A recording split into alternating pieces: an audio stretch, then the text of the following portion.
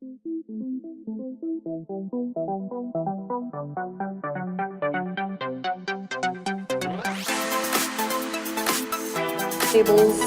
you'll see that I have stuff on the tables. You've got the events listed. The gun legislation one is two-sided. You'll see the Democrats have far more bills coming up there than we do. But, and I put pens out there, and if you have pens, great, but use the back sides of things to make notes if you come up with anything that need notes. And we will be getting ready here in a minute as John gets ready. We're good. We're good.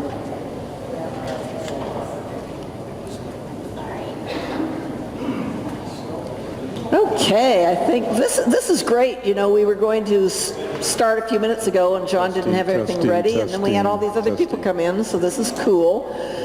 I called players and spectators and let them know that I really expected a low turnout tonight. Even though it didn't snow today, I think people are just pretty well huddled up and saying they're not going anywhere, so that's okay.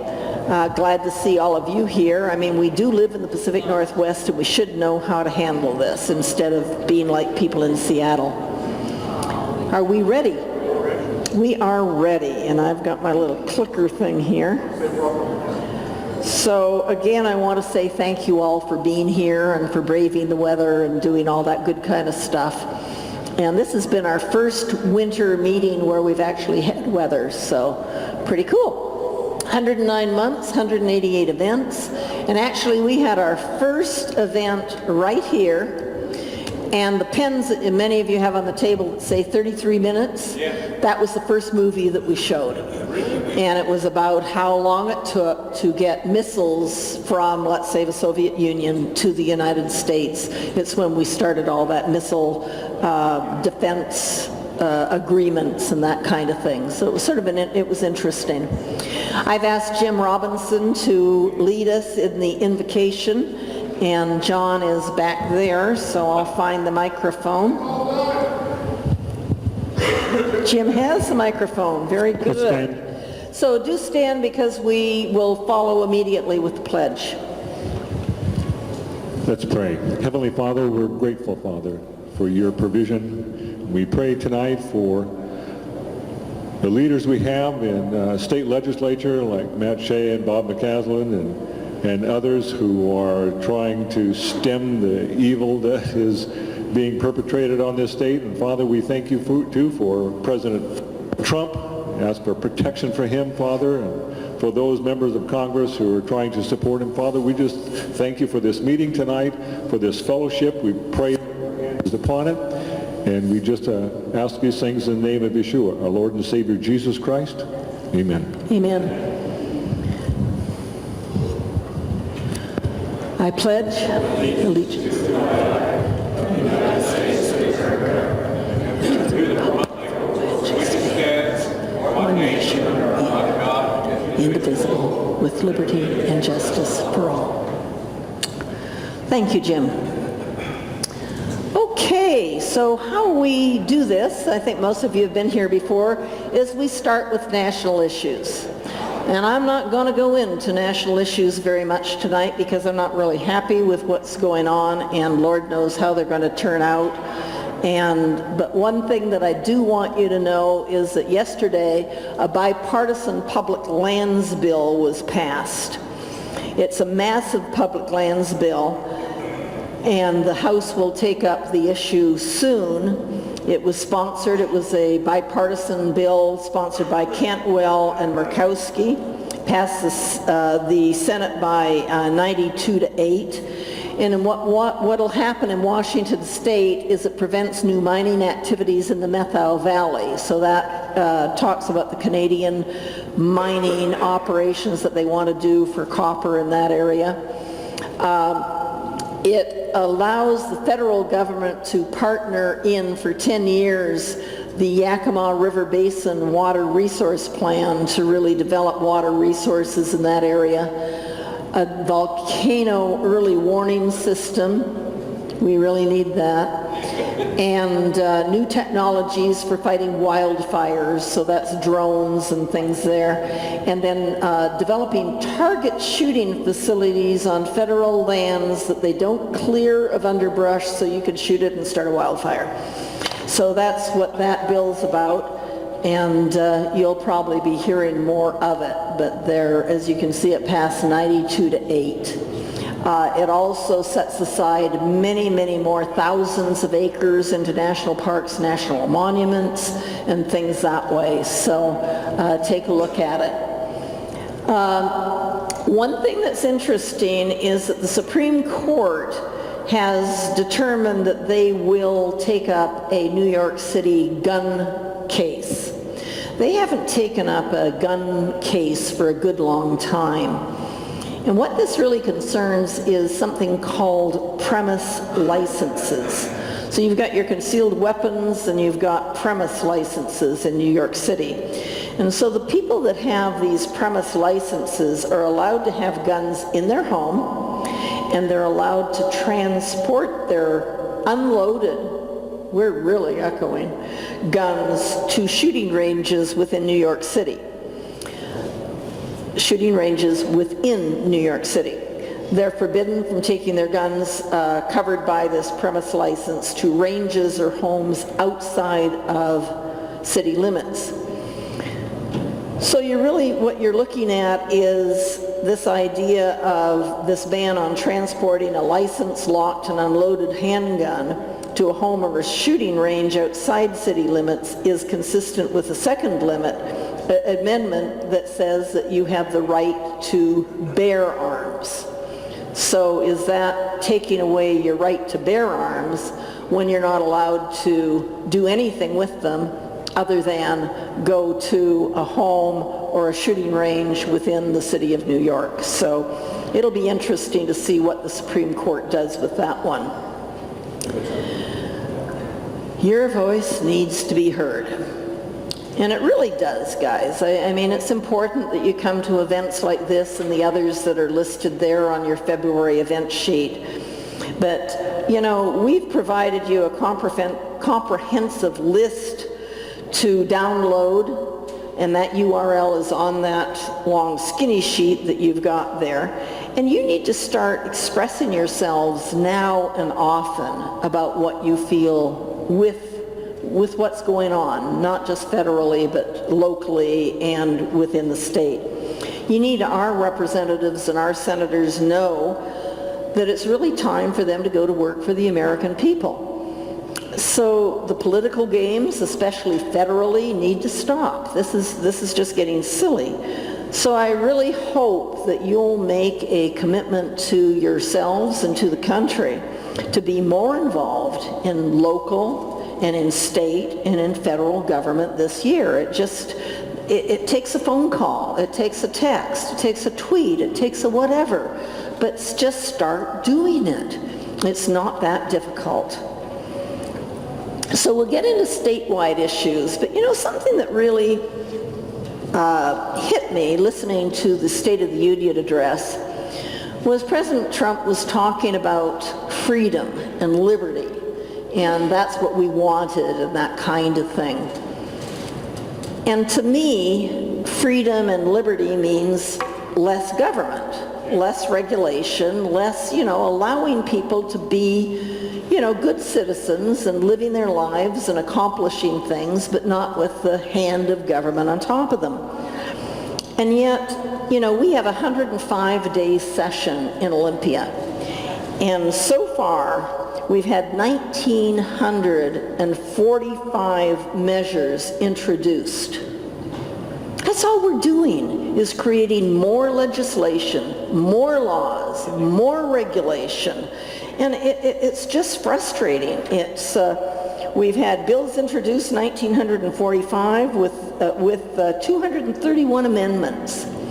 And I think it was Rob and I were talking, and Rob was telling me about a state that every third year, what they do is they require their legislators to pass no new legislation, but do nothing but take legislation off the books.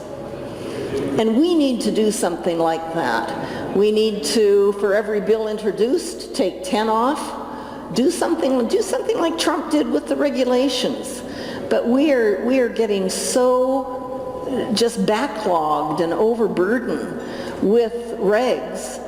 And every time one of these bills come up, then you have a whole department starting to write the regulations, and this is how we're going to do it, and all that kind of stuff. And it just gets to be more and more and more. And we have a lot of stuff on the books that just aren't, I mean, they just don't even make sense today. And we can start really reducing that. And if we really believe in freedom and in liberty, we need to start pushing that type of thing instead of more bills, more this, more. It just, 1945, and they haven't been in session that long. That's pretty sad. So our current Washington State Legislature is looking this way. Washington State, unfortunately, is what is called a trifecta, or single-party government. So if a simple majority is all that's required to pass tax legislation, well, you could see what could happen. However, in Washington State, under RCW 43.135.034, we're required by both the House and the Senate to have a 2/3 majority vote to raise taxes. And the only person you can thank for that is Tim Eyman. That's your 2/3 vote, and how many times have you had to vote on that request by the people of the state of Washington? Pretty crazy. But, you know, we haven't been in this situation. We've been close, but we haven't been in this situation. And I got to tell you guys, I don't see it changing. So you can either enjoy being ruled in Eastern Washington by the Democrats, or you can do something about it. So our state Senate leadership, it's really pretty cool for Eastern Washington, I think. Although these two guys aren't my favorite senators, they both hold pretty darn important leadership roles. Andy Billig is our third district senator, and Mark Sessler represents the 9th, and they are in the leadership roles of the state Senate. The last time in our area that, you know, that our area was so heavily represented in leadership was back in 2003. Does anybody remember who was the majority leader in 2003? How about the minority leader? Majority was Jim West. Minority leader was Lisa Brown. So that's the last time this has basically happened. And I think probably it's a good thing for Eastern Washington, but it's also a good thing that you guys get to know these people and have them know that you're not radical whatevers. Okay, so again, we look at the leadership within Eastern Washington, and this is sort of fun. Rosselli is your Democratic majority whip. So what that means is he's the enforcer, he's the person to make sure that the Dems attend the voting sessions and that they vote the way that they are told to vote. Dan Griffey, by the way, is in the 35th, and he's the minority whip. So if you want to know where the 35th is, think of it's Thurston County, parts of Thurston County, Mason County, things that way. So think of Shelton and Bremerton. And then we have Tim Ormsby, again our 3rd district, the person that should have lost to Dave Lucas as the appropriations chair, and we know that appropriations is a very, very important committee within the government, state or federal. So all 3 of our 3rd district electives have leadership roles in this cycle. Now in our area, we've got Joel Kretz as the deputy minority leader, Jacqueline Maycumber is the minority floor leader, and then little Jenny Graham, our brand new rep from the 6th, is the assistant minority whip. I thought that was interesting. The other names that I've listed up there are legislators from our area who are what are called ranking members of the committees. So what you're going to think of is, obviously, we're not in the Republicans are not in the majority, but they're the next in line representing the Republicans. So second in the chain of command after the chair of the committee. Now we've got a 2019 to 21 budget that's been proposed by Inslee. And as you know, every odd year is when we address the budget for the state of Washington.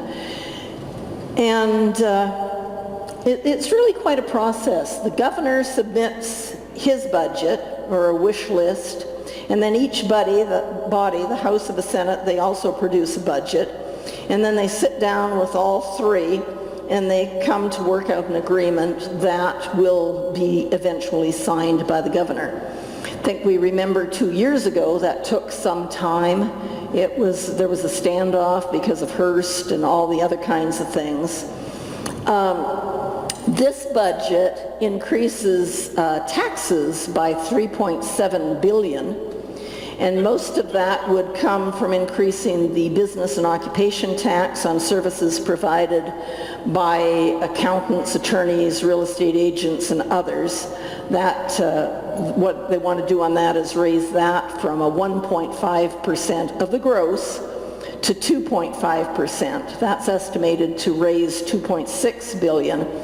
And then about $975 billion would come from a 9% capital gains tax that he's proposing.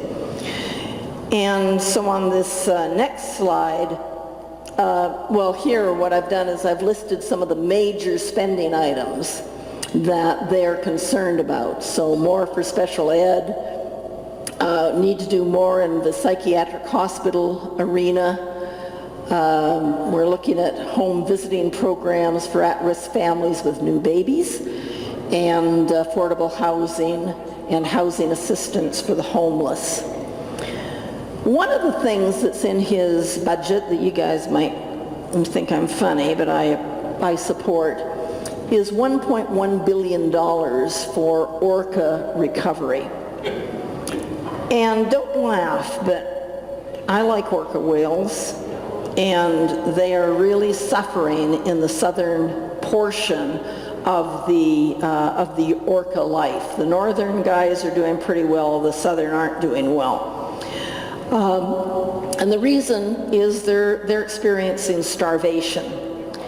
They eat mostly Chinook salmon, and the salmon runs have diminished a great deal. And on top of that, the salmon they do eat are loaded with toxins. The same kind of salmon that you guys fish for and are told to not eat more than 1 serving a month. So think about that. These guys eat 300 pounds of salmon a day. They're killing themselves. It's 8 ounces of salmon per week is what we're told to eat.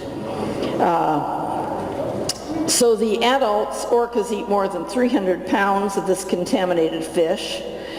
And, you know, I just look at the drop of the southern resident whale population has dropped down to 74. It's a 24% decline. And it's not that, I mean, I do like orca whales. If any of you have been up close to orca whales out in the Puget Sound, you're going, oh my gosh. But it's the idea that what's hurting them. And what's hurting them is the toxicity and the idea that we just don't really always take care of our environment. And I think all of us here are, to that degree, environmental friendly. And if it's hurting the whales, who else is it hurting? And it's why can't it be cleaned up? Why can't it be better? And so he's big on the orca whales, and I sort of like the orca whales because they're really cool. And I got to tell you, I mean, I've had orca whales come right up beside a boat and put on the most spectacular show you've ever seen as far as playing and jumping, and they're just having the best old time. Unfortunately, my kids were with me, so they got to see them too. And you're just going, it's not right that because of our impact that these animals are suffering. Don't exclude people. And I won't exclude things like that, but I will exclude, I mean, you're looking at the outflow of the Columbia River, the Fraser River, things that way, and we've just got problems. We need to clean them up. So top issues within the budget are education, mental health, environment, guns, and then these initiatives. So in education, on the previous slide, you saw that $145 million for special education was listed. And that includes the proposals to improve or expand special ed, early childhood programs, school counseling, workplace training programs, expand training for high school graduates who aren't seeking jobs that require a 2 or 4 year degree, and a wish list from all the state colleges and universities. So, yeah, it's the right slide. So what you need to watch for in this are, you know, that's where Inslee is, but we've got a lot of school districts that are struggling under the new property tax rules, and they're going to be seeking relief. These are mostly school districts on the west side, but they're going to be pounding their legislators saying, we need help, we need help, we need help. So it'll be interesting to see where education goes. And then some of our legislators are going to try to lower the majority needed for school construction bonds down to 50%. So again, another thing to watch for.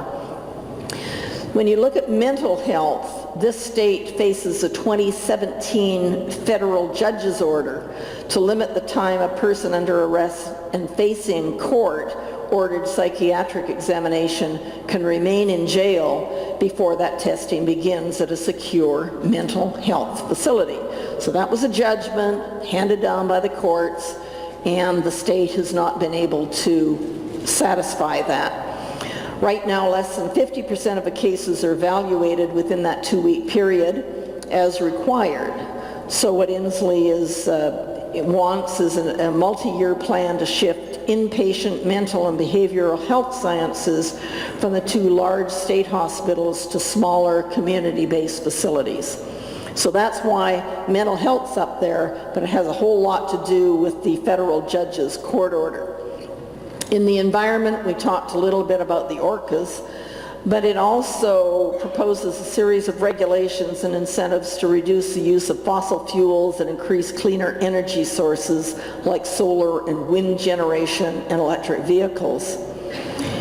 And as you know, the legislator already has several proposals to limit the use of plastics, including statewide bans on plastic grocery bags and single-use plastic straws.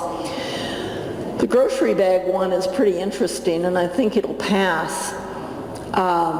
And technically what it does is eliminate the single-use plastic bags that they use. It says that your paper bags need to be 50% of renewable product in them. And if you are using plastic bags, they need to be also have a certain percentage of renewable resources in them and be able to be used up to 220 times or something like that before they disintegrate. I thought it was interesting when I was in Hawaii that if you walked into a Target store to do shopping, and so you fill up your cart and you go to check out, they don't bag anything for you. You've got to provide your own bags. If you don't have your own bag, you're required to buy a bag from them or carry everything out like, then what do you do with it kind of thing. And none of the grocery stores have plastic bags. They're all paper bags. But a lot of them are just they don't give you bags. You got to carry your own little bags around. So I thought that was interesting. Guns. I'll go in a little bit to proposed gun legislation. There's a handout on your table that outlines all the proposals so far, and if you look at that, it's two-sided. So you can see the Democrats have a whole heck of a lot more proposals on there than what we do. And if you don't have one of those and you want one, there are a couple empty tables, so grab them off of there. And then we look at initiatives. And as you know, there's 3 ways that initiatives can be handled by our legislators. They can do nothing and put the initiative wording on the ballot for the people to vote on. They can enact legislation immediately, or they can put on the ballot an opposing viewpoint, so then the people get to vote on, I like this one or I like that one. So Initiative I-976 will appear most likely on the ballot. I don't think they're going to turn it into legislation. And 940 is the one that they screwed up last year, in that we voted for I-940 and the legislators tried to change it before they made it into law, but they revised the law immediately, which is not allowed. You can put it into law as written, or that's it. And so what they did this year is they revised it the very first day and took out the malicious intent as far as police shootings go, and put in what they call a good faith test. And then we have Initiative 1000. So I want to know how many of you have heard of Initiative 1000, signed a petition for Initiative 1000, or know anything about Initiative 1000? Raise your hands. Very few. So the supporters of this initiative gathered more than 377,000 signatures to qualify this election season. 260,000 signatures are required, so they've got well more than what they need. What it does is it repeals what we called Initiative 200 that was passed in 1998 with 58% of the vote. And at that time, we prohibited government entities from granting preferential treatment on the basis of race, gender, ethnicity, or national origin. It didn't ban affirmative action, but it did prohibit reverse discrimination, meaning that race or gender couldn't be used to select a less qualified person over a more qualified applicant. So if you were a more qualified applicant and Asian, let's say, and a less qualified female Indian applied, you couldn't say, well, because she's female and because she's Indian, we're going to hire her because this other person was more qualified. What happens under I-1000 is that the state could use affirmative action as a tool to increase diversity. But the measure would prohibit the use of quotas, so no quotas.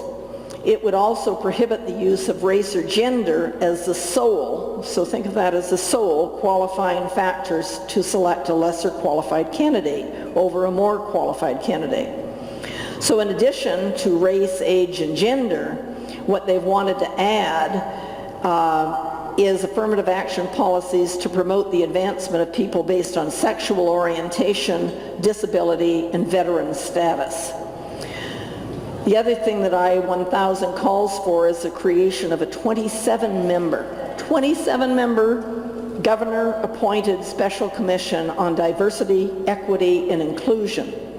And they'll be charged with implementing remedies for discrimination against or underrepresentation of disadvantaged groups as documented in a valid disparity study. So you got a 27-member group, you're going to have to do a valid disparity study, and you've got a whole new way of handling affirmative action.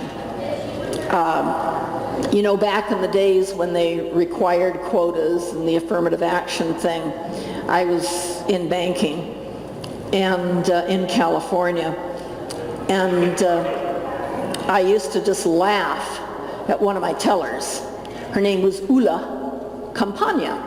Ulla was Swedish. Blonde hair, blue eyes, Swedish. She was married to Philip Campagna, who had a Spanish surname, and therefore she qualified in my listing of quotas as part of my quota requirements for hiring Latin America people. I mean, you're just going, hello? You can't make this stuff up. It's just crazy. So anyway, we're going back to goodness knows what with this Initiative 1000. What the fear is what the legislators are going to do with this is one of the three, and that is turn it into law immediately, don't have it go to a vote of the voters. And as you guys know in this room, we never saw it in Eastern Washington. These 377,000 signatures were gathered on the west side of the state. I don't think that's right. Vicky, first thing. Okay, so we've got a Clean Energy Transformation Act.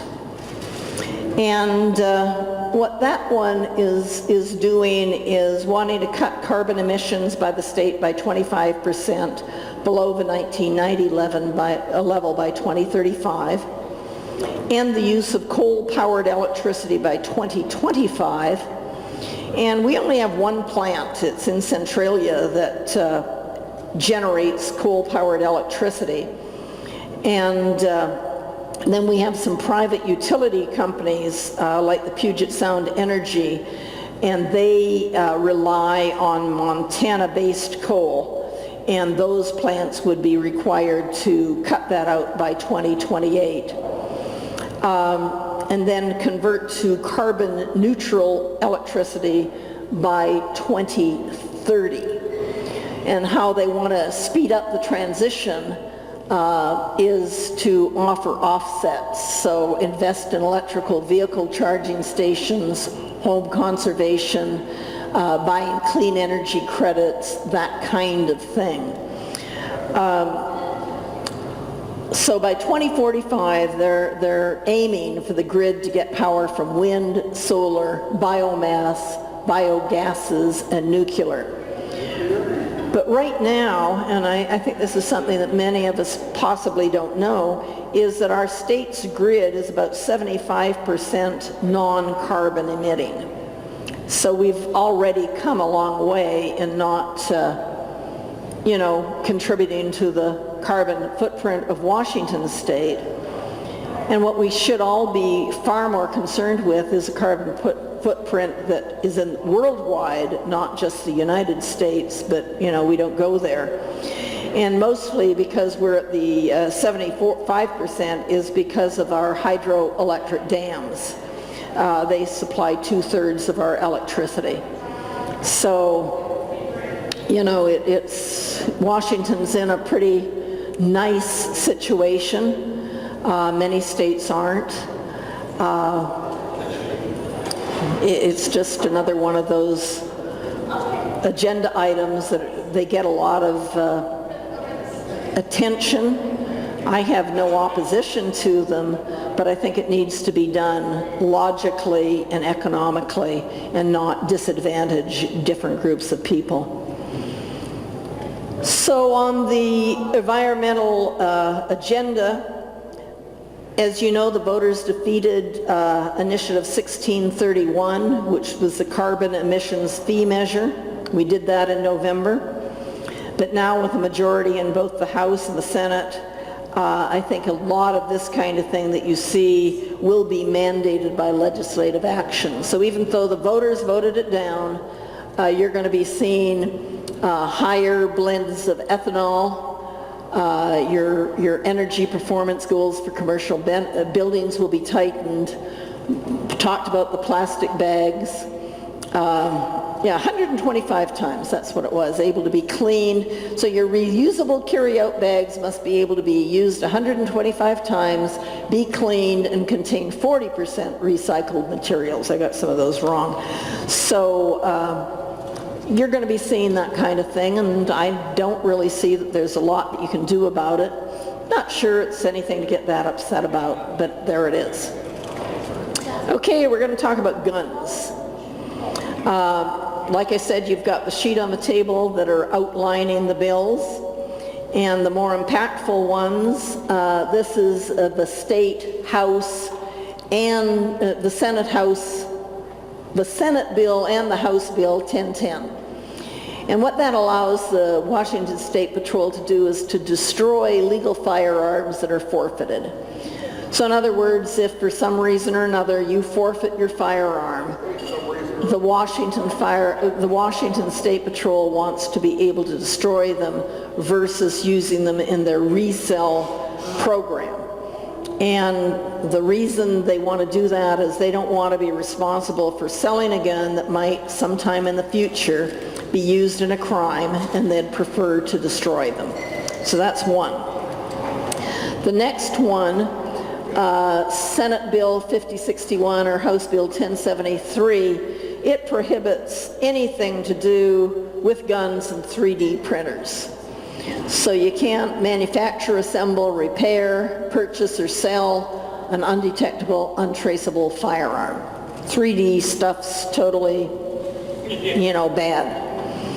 And then on Senate Bill 5062, House Bill 1068, the whole push is to ban magazines that hold more than 10 rounds. And there are some exceptions to that, but not a lot. Then the next one, 5143 or House Bill 1225, requires all weapons and ammunitions to be seized in domestic violence calls if the officer believes the guns were used or threatened. So if you have a domestic violence call, and unfortunately, spirits are pretty high and those kinds of things, and they're asked about guns, and guns come up, what we're learning is even though they aren't used or threatened, they are seized. But this gives them more leniency in being able to take those guns out of the house. 5174, House Bill 1315, all is about concealed weapons.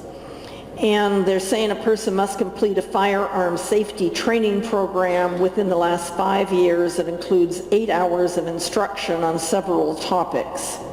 They include safe storage and handling of firearms, techniques for avoiding a criminal attack, and how to manage violent confrontations, plus a live shooting exercise on a firing range that demonstrates your shooting proficiency. So if this passes, all of those of you that have concealed weapons permits know that you will be going through a more rigorous vetting in order to renew your license. And then as you can see on that sheet, there's many others, and all you need to do is Google or use whatever search engine you do, Washington State Initiative, and whatever that number is, and you'll get to read everything about them and what's up there.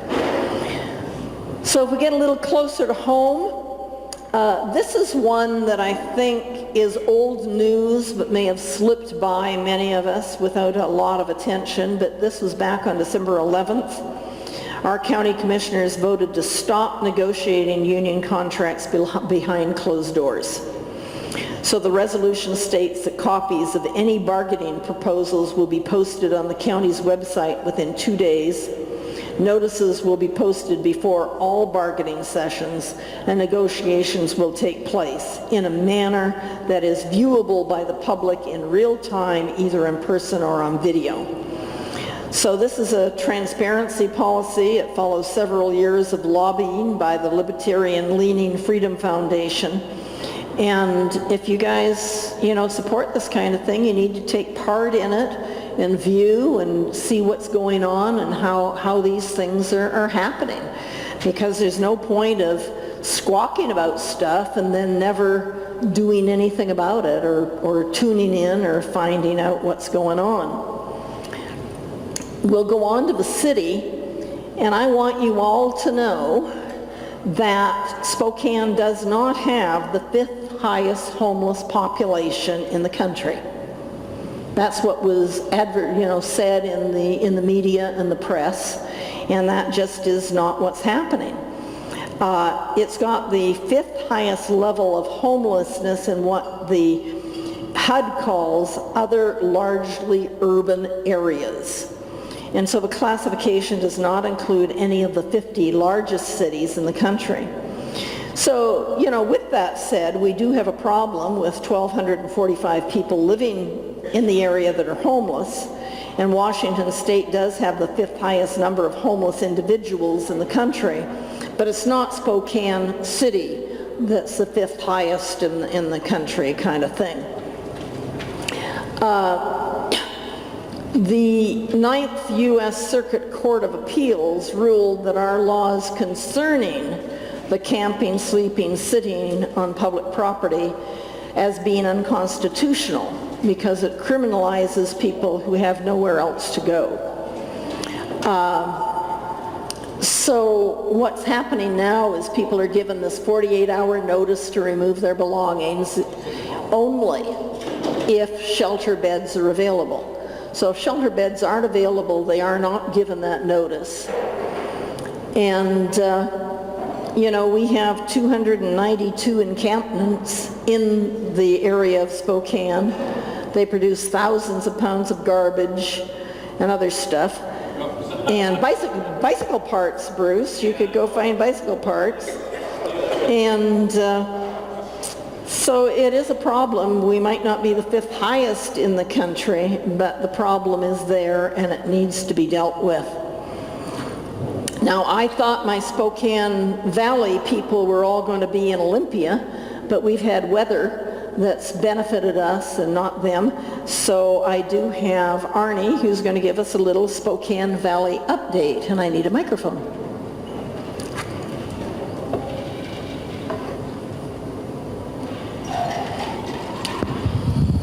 Could you jam your shoes up so you're in the camera? Okay. Well, good evening, everybody. Awful glad to have you come out.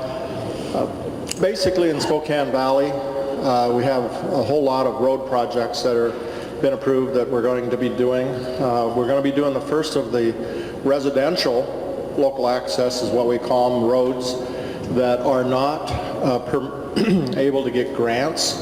We're going to do the Midalome area this year, probably somewhere in the $1 million range, I suspect, of street repair, not repair, but repaving. And that's greatly due to our garbage contract that we signed with Waste Management, with the difference between what you have been paying and what you could have been paying had we accepted the lower amount to be the rate for you. But the only way we can build our roads, and the only trucks that we know of that are on those roads every week, are the garbage trucks. So it became a road wear fee, and that's going to start rebuilding badly needed roads within our neighborhoods. So you're going to look forward to some of that. But we have a lot of other major arterials also being worked on this year, sidewalk projects, that kind of thing. So we continue to move forward with trying to provide the roads that everybody's come to expect in the valley, that are smooth, that are passable, that can be plowed efficiently.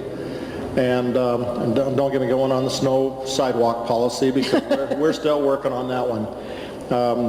And we're open to all kinds of ideas. If you have ideas that even partially fix what's going on and can still get the roads plowed efficiently and quickly, we want to know about it, because we're really trying to come up with a solution there. In addition to that, there's a lot of things talked about statewide, national-wide, that is a microcosm here as well. But basically, we're coming down to our workshop next week. You're welcome to come. It's open to the public from 8:30 to about 2:30 Tuesday. There will be no Tuesday night meeting because we'll be in meeting all day. And you'll start to hear the development of the budget, what kinds of goals we have. Our underwriting and overriding both goal is to keep our budget at under 2% growth, and that's what we've been doing. And when you consider what inflation has been, that's pretty remarkable. And then still end up with surpluses at the end of the period. Those surpluses, a lot of people want to do a lot of things with. I suspect that in your own household, if you have a surplus of unspent, unallocated funds, you probably try to save them. Well, that's what we do. We save them into an account to take care of projects that we could otherwise not do if we didn't have that money. And so in the 8 years I've been on council, and we started it in 13, and then the surpluses started in 14 because of policies we enacted in 11, 12, and 13 to generate more business activity. The surpluses have amounted to somewhere in the $27 million range now. And we have taken those surpluses and rebuilt Sprague. We've gone ahead and done Sullivan Bridge across the river. We were able to go ahead and do a high enough match and whatnot on Barker Road and BNSF overpass, so that is totally funded. We have been funding, we of course built the City Hall, cash and savings from the lease so that there was no new taxes. We continue to put in sidewalks where there are safe routes to school to help kids. Those are often grant matched, but it's certainly nice to know that we can do those projects that we had planned to do and go ahead and have the money to do it. So we try to be very good stewards of that money, and rather than just saying, okay, we could reduce our local sales tax by 1/8% or something, we haven't increased taxes, but we've certainly tried to use that money in a way that gives you a gift of smooth roads, good access across railroad tracks and other things. Some of those large projects would have never gotten done without those surpluses, because a lot of the old council just wanted to wait until, well, the federal government will pay for it. Well, if you've ever dealt with the Federal Railroad Administration, you know that's never going to happen, because if they break their 5% rule or 7% rule, whatever it is, that they will help with any overpass or underpass, and that's, by the way, only on the part of the bridge that they run on, not the abutments, not the excavation, none of that stuff. It's only where their tracks go. If they break that for one community, it breaks it for the whole nation, and then you know what happens to the railroads. And I don't know, some of us are railroad fans and some of us aren't. I happen to try to work with them. I'd like to get them to come to the table and do other things because their workers live in our communities. So keep that in mind as you see some of these things happening. We also continue to work law enforcement, and with our police and whatnot, we'd like to increase that as well. The biggest problem is there's no need to try to pass for more officers because they can't even keep filled the officer slots they have with the retirements and with the attrition and whatnot, and we could blame that on a number of things. My son's in law enforcement and he's got a target on his back every day he goes out to work. He happens to be on the west side of the state, and he has been in a officer-involved shooting. And so that has taken some real polish off of a law enforcement career. We've got to have that stop. We've got to stop that. We've got to stop talking down law enforcement. If we don't like who's running our law enforcement, vote them out. Or voice your opinion in the city of Spokane or wherever it is you're unhappy with it. But don't put the target on the deputies and the police officers that are out on the streets trying to protect you. They're doing the level best they can do, let me tell you. We continue with all the other infrastructure items. If you weren't watching City Council here, I think it was 2 weeks ago, we had the presentation that came forward about a new road being put in the northeast corner of Spokane Valley, Garland Avenue. It's a brand new road. It's 1.1 miles long between Flora and Barker. Now, why is that important? So what? Another new road. So what? More development, more of this and that. That road will bring 8 more manufacturers that have already committed, if we put it in, to that property in our northeast corner. We're trying our darn best to bring family wage type jobs that are more than the $15 an hour that they're going to get of the 1,500 jobs out on the West Plains. Ours are going to be 80,000 and up, 60,000 and up per employee type jobs in the manufacturing fields out in that northeast corner. That is also our bypass, our local access as we close Barker for a year to rebuild Barker, redo the overpass and there at Trent. And so we have to have access in there for the businesses that are already there and few people that still live in that area. Beyond Euclid, you couldn't get north, so we've got to come into that middle part. That is going to be done this year. It is in conjunction with two other partners. Spokane County, they're putting in all the sewer all the way up to Trent at where the overpass will go, and then they're going to put it all in along Garland as we come back to the west to Flora. That is the key to that development. I know I'm taking a little bit of time and I'll make it real quick. But those are some major projects. Barker Road is going to be tore up this year, at least on that north end, as will some others, but we're trying to keep access north-south as best we can as we close down one of the 5 or 6 routes that you can get across the valley.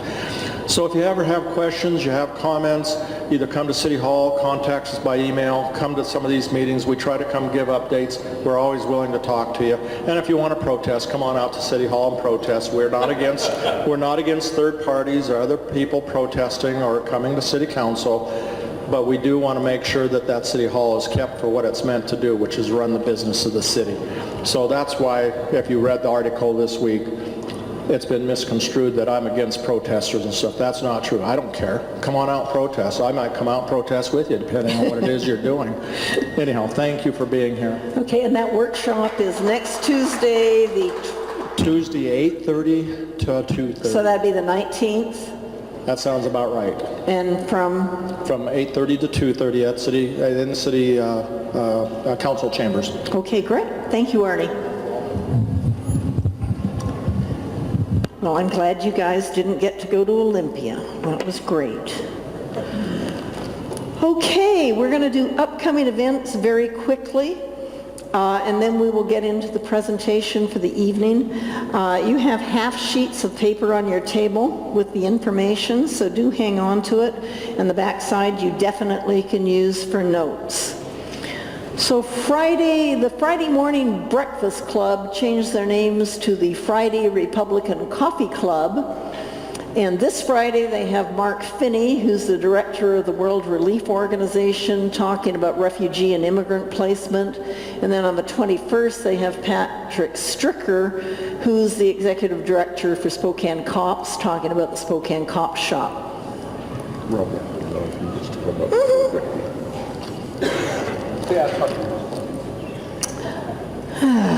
Men. Okay, so Republicans of Spokane County, they meet on Monday. They have a featured speaker called the Mystery Guest. So I don't know who it is. And then John Garisco will be giving you an update on the fire district levy. On the same night, the Spokane Conservative Republicans, I hope you guys get this. So you got the RSC and you got the SCRs. This is the same night. So they're at Darcy's and they're showing a movie, I think it's a documentary, called Belly of the Beast. Not sure what that's about. And then the Northwest Citizens Power Coalition is a group of people. It's totally bipartisan, and they got going with trying to see what we could do as far as getting rid of the Hydro One Avista purchase, and now it's sort of evolving. And we have Stacy Kosey and Jim Lee here this evening, and I want you to really meet them. The meeting is on February 19th at Spokane Valley Library. They're going to tell you a little bit about what they're working to do. I think they have some good legislation that they're talking about. And John, wherever you are, we need microphones. And so if you guys, whoever wants to come up, if both of you want to, we have 2 microphones, that's sure. And Rob, did you want to say something too, or? Over in front of the camera, so. Rob a microphone? You have it. Okay, there it is. Stand here. Yeah, so, here, hang on to that one. We'll set it up in a minute. My friends A.C. Cossey and Jim Lee are going to speak a little bit about where we're going with a Vista thing. And, what happened was, started about a year ago, everyone said we didn't have a chance to stop this.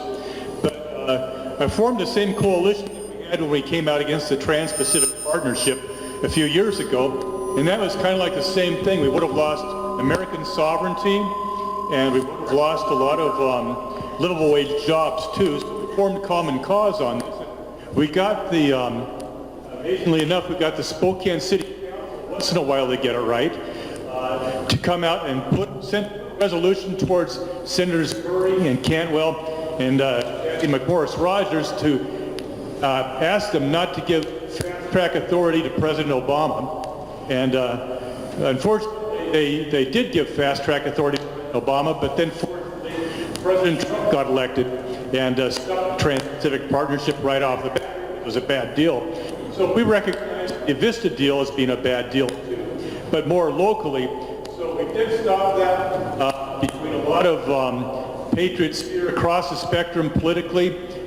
We formed Common Cause, but now the next part, what do we do now? So a lot of people across the spectrum have joined this Northwest Power Coalition. In fact, Lowell White and Demetra back there are part of it. Steve Keener, Rich Crowder, and several others. Because it's important that you get a lot more attention if you show across the political spectrum. So they do have a good plan for the future. So I'll go ahead and turn it over to Jim Lee and A.C. Cossey, and they can update you on where. Give them a microphone. Well, to be honest, between those two, I think they pretty much covered everything. But again, we'd really like to invite everybody to our general meeting next Tuesday, the 19th, at the Valley County Library. I was going to point out Rich and Lowell and the people that have, Mike, that have participated from this group. And I think that's the small miracle of what we're doing is we've avoided, with a lot of help from Rob. Rob's been a good facilitator in keeping the discussion focused on what we are working on, and the fact that we've been able to bring people who are admittedly a little bit left of Bernie Sanders and people from this group together in the cause of local control and we the people. I mean, it's beyond nobody died. It's synergy. It's amazing. It's possible. If we the people really seek the truth together, shoulder to shoulder instead of face to face, we can find solutions to some of these problems. And so that's you know, we're deep in the throes of this now. We are in contact with Avista. Very interestingly, Avista's earnings call on last Friday, the one overriding message that they had is that during the negotiations about the merger, they backed off, they withheld all their rate increases, so they've got a lot of catching up to do. They're going to be aggressively, what they call regulatory lag. In other words, they figure we owe them a lot of money at this point in time, so hang on to your wallets. And there's no end to it, and that's why we believe that a non-profit, customer-owned entity, a utility, a cooperative, can be forward-looking and not trying to maximize profits for all the investment banks and fund managers on Wall Street. So I'll turn it over to Stacy and see what she's got to add. Is this working? Okay. Well, the only thing I have to add is that it really is darn exciting to be working in a bipartisan group for something that is, it's so excitingly meaningful. Can we pull something off? We think we can. We've kind of gone in different directions a couple of times and learned more every time we take a little zig or a little zag, and amazingly enough, the right people jump in at the right time that give us the resources we need. So it's exciting. We'd love for everybody to join in. Can you guys hear me? We meet every other week, and we try to bump around in the libraries around town, and so it's something that we can't do it without the support of everybody in the community, because this is a community-wide effort. So love to see you out there, and thank you. We're so in the middle of what we're working on that we are a little big, because it's exciting stuff, and we want to keep it confidential. So thank you very much.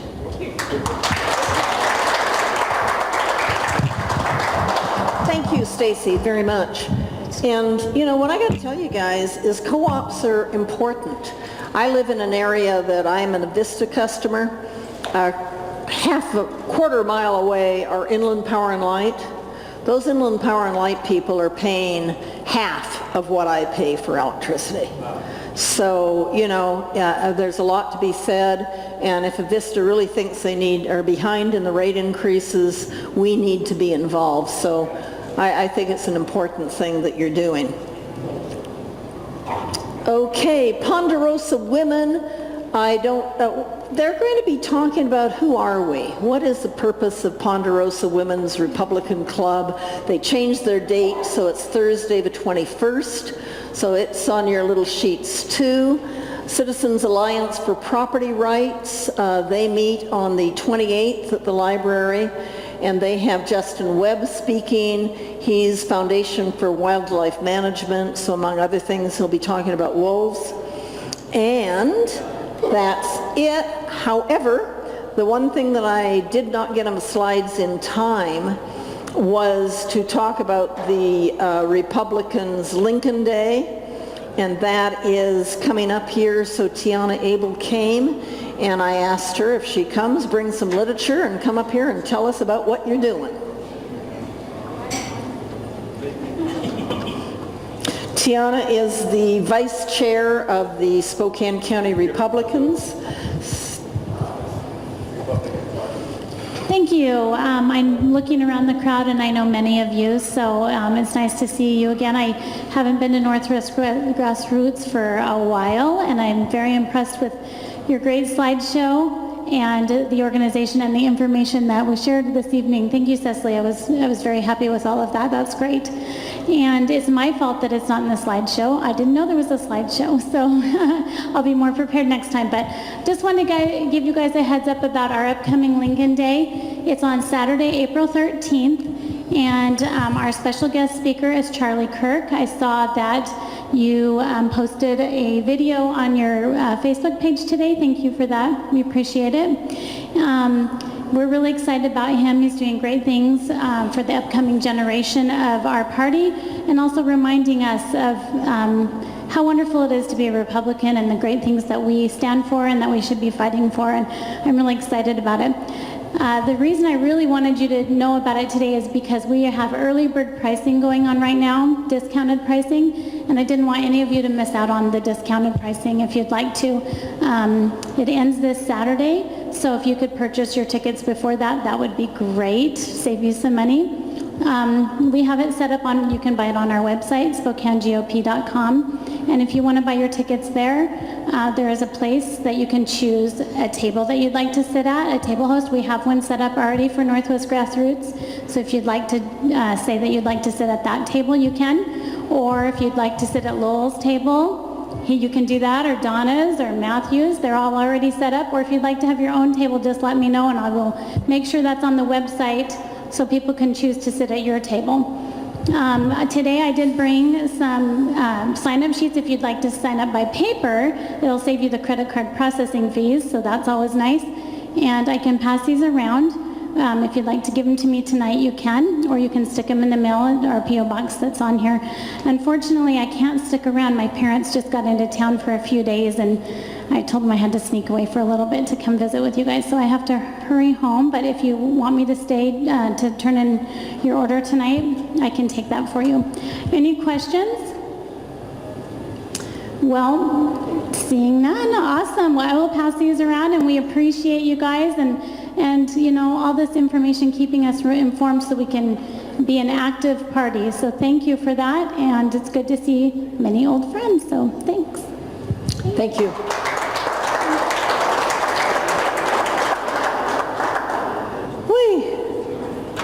Turn that off.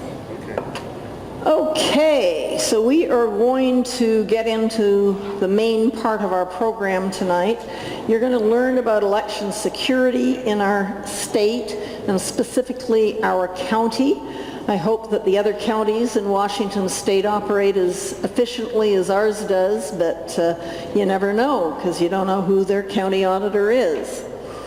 So I know Vicky has brought somebody with her, but I have a slide here for Vicky.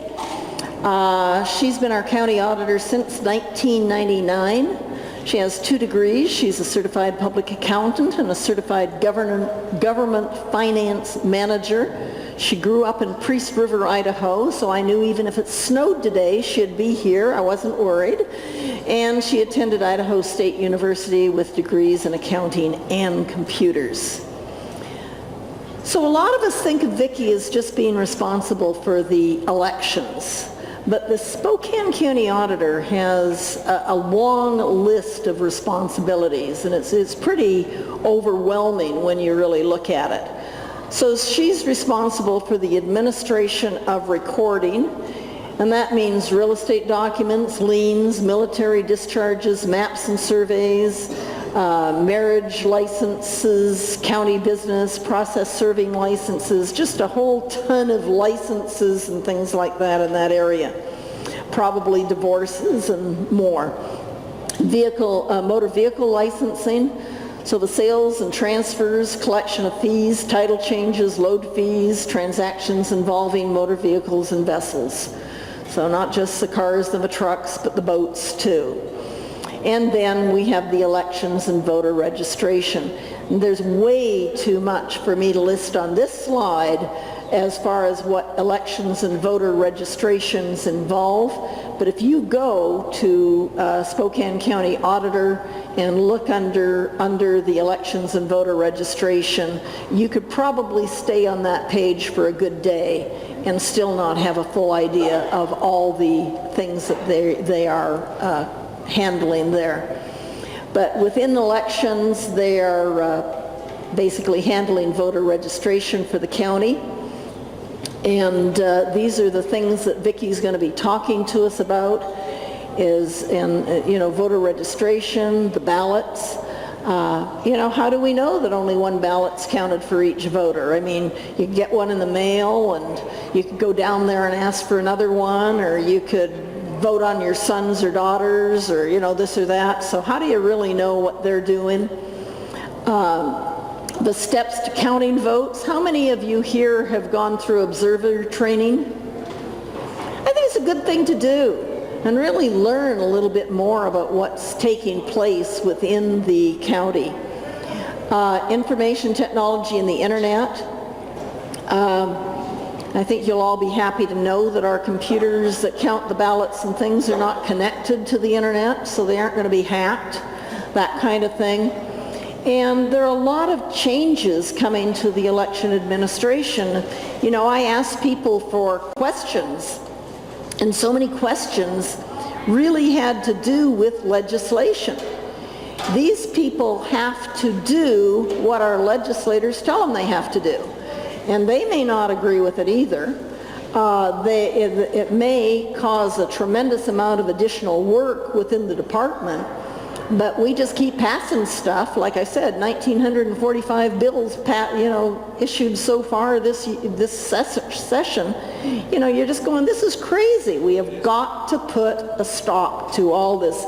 More legislation, more registration, more bills, more RCWs, more this, because it's just getting really darn hard to comply with it all.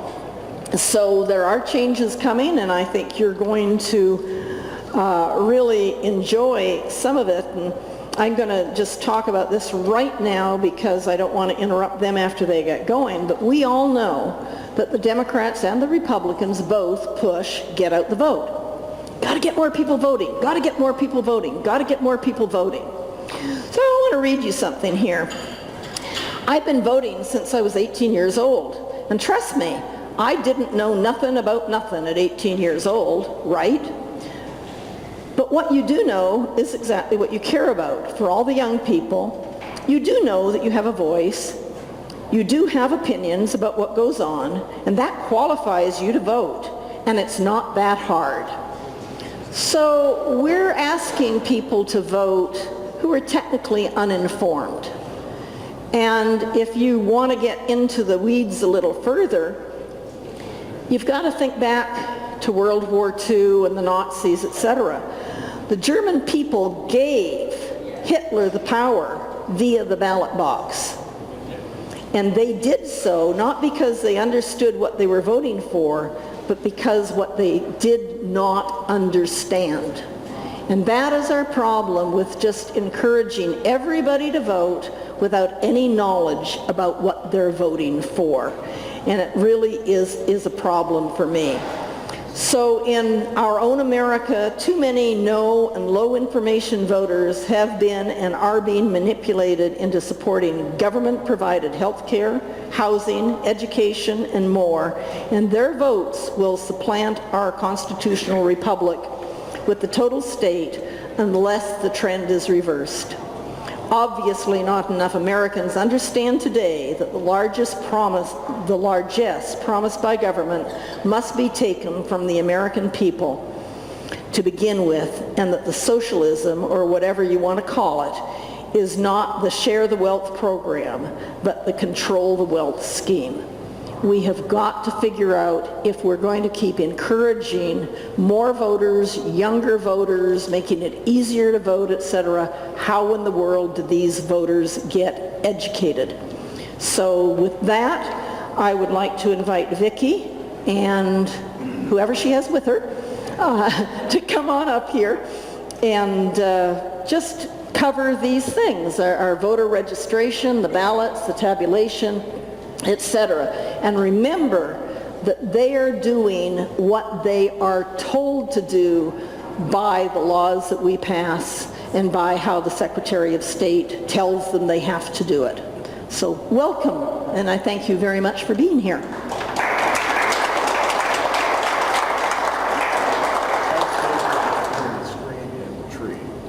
Is that what you're on the video? Well, I just want to thank Cecily because she basically gave my first 10 minutes and I don't have to worry about it. We have a problem. It's all, sorry. Try it again. Okay. We'll try that one. Is it work? Okay. My fault. Okay. So John had turned me off. You know, Yep. Some people just like to silence the politicians. What can I say? So thank you for coming out tonight. I'm Vicky Dalton, Spokane County Auditor, and this is Mike McLaughlin. He is the elections manager. So he is the one who makes sure everything gets done. Again, Cecily did a great job of the introduction. There's just one correction to make, which John is going to gloat over. I have nothing to do with divorces. Oh, okay. We issue the marriage licenses on the first floor. It's the third floor that separates them, and we're happy to have that distance between. So Mike and I are here tonight in our official capacity as the auditor and the elections manager. We are here tonight to talk about the administration of elections, the elections process. We're not here to talk about policy. We're here to talk about how we actually get things done. We're here to talk about elections not campaigns. So keep that in mind when you ask questions. We will not delve into anything that deals with policy or partisanship or anything that relates to the current state of affairs when it comes to government and policies. We're here to talk about what actually happens in elections. So we'll start with what is the goal of elections administration. Our goal across the state in the 39 counties and the Secretary of State's office, our goal is to ensure that every citizen who is qualified to vote can register, receive a ballot, cast that ballot, return that ballot, and have their votes counted accurately in the way they intended. So we are what we refer to as a voter intent state. It is up to the voter to make sure that they are actually qualified to vote, that they understand what's on the ballot, and that they get that ballot back to us. In the state of Washington, we attempt to rescue voters from themselves at every turn. So we do have a variety of ways for people to register. We have a variety of ways for people to get a ballot, a lot of ways for people to return the ballot, and then we have about a 90-page book to interpret the marks on the ballot to figure out how to count that vote. So as we go through this talk, we will be focusing on the state of Washington. We will not be addressing anything that may occur or be alleged in any other state. So we're going to focus just on what happens here in the state of Washington. We're a vote by mail state. So voter registration is our first item. And what I'll do is I'll stop and take questions after each one of these four major blocks. So first we're going to start with voter registration. So we were the original motor voter state, where you walk in, get your driver's license, you're asked if you want to register to vote. So we were the very first ones back in the 1990s.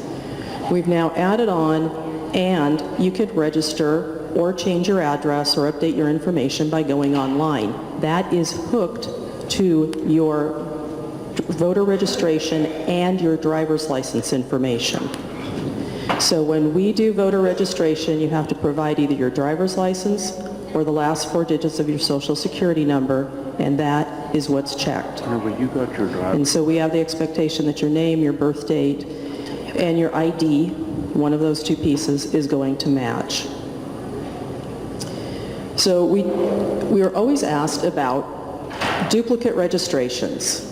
Yes, they can sometimes happen. Some of the most common and frequent ones are when someone gets married and they change their name. And because in this state, the driver's license number up until September would be reissued with a different driver's license number using that person's new last name, we could end up with dupes. But we do run checks. We run checks of names, addresses, birth dates. But that is one of those things that was a bit of a hole. As of September of 2018, driver's licenses will now be unique numbers that stay with you for your entire life. They will not change. So for those of you who have an old driver's license in your pocket, at some point in time, you are going to be getting a new driver's license number that's unique and will stay with you. Now, this is exciting when you pair it with the fact that Washington has finally passed an enhanced driver's license law. Yes, it's a wonderful thing for many, many reasons, and one of those reasons is that we can finally get to automatic voter registration. And that's a good thing because it will ensure that the person who is getting a driver's license and being automatically registered to vote, as we're doing with the enhanced driver's license, their immigration and citizenship status has been verified. So we are one of the states that does not verify citizenship and immigration status for the driver's license. With the enhanced driver's license, and hopefully someday rolling it out to all driver's licenses, that status will be checked. We will be doing automatic voter registration, and what that means is very clean voter registration rolls. Good information, qualified people being registered. So this is a concept that's supported by the Secretary of State and the auditors as a group. So we are really looking forward to someday this happening. It will keep things much, much cleaner. One of the other issues we've got, petitions. There is pressure at times for people doing petitions to get as many names and signatures as possible, and that includes filling out voter registration forms. And sometimes that information is not real. And this has happened all over the state. There's been several good court cases over on the coast. So finally, this particular problem is being brought up and being dealt with, and we appreciate that. Oh, I wanted to say one other thing about the enhanced driver's license for checking immigration status. About once every 2 years, we have someone come into our office absolutely frantic and terrified. They are not a citizen. Through the driver's license processing, somehow they got clicked to be registered to vote. They're totally in a panic because now they're on the voter registration rolls. They're going through the naturalization process, and registering to vote is one of those things that can kill their their naturalization process or even get them deported. So there are a lot of immigrants who do not want to be registered to vote, not even accidentally, because it can do harm to them. So whenever that happens, we always make sure that we document it, we put it in their record, so in cases they're going through and finishing the naturalization process, if that comes up, that information is in there so that they can make the case that it was not their fault. So there's very interesting things that go on in voter registration. So lastly, one of the important things to remember is in the state of Washington, we have a voter challenge process. Every single one of you, every single person who is a voter has the right to challenge the registration of another voter. It is a very formal process.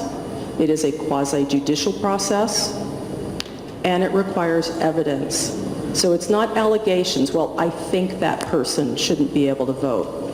You have to personally have knowledge of why that person is not qualified to be a registered voter, and you can do that challenge. It is time-consuming. Sometimes it could be very interesting. So in Spokane County, the most frequent voter challenges that we've had have been against candidates. And the number of candidates where their voter registration has been upheld, it's revolved around the fact that they had a camp trailer parked on a piece of property. It's been covered in the Spokesman Review, so you can go and read it. But that is a process that anybody can use, but you must have personal knowledge, facts and evidence, not allegations, not names in a phone book. You have to have actual evidence that that person is not qualified to vote or not qualified to vote at that address. So that's kind of the basics on voter registration.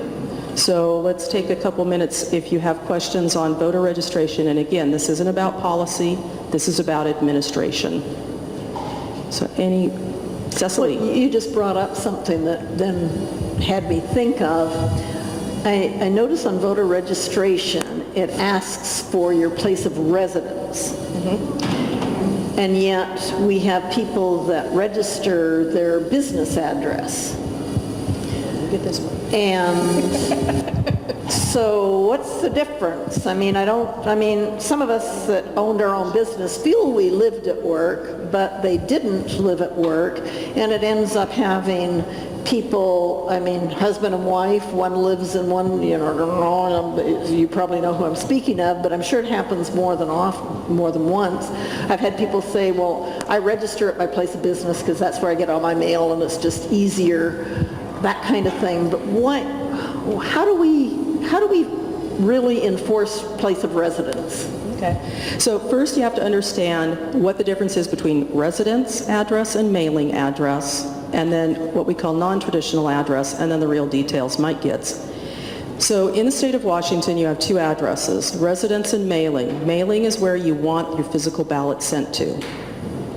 Residence address is where we're going to precinct you and make the determination of what offices and races you get to vote on.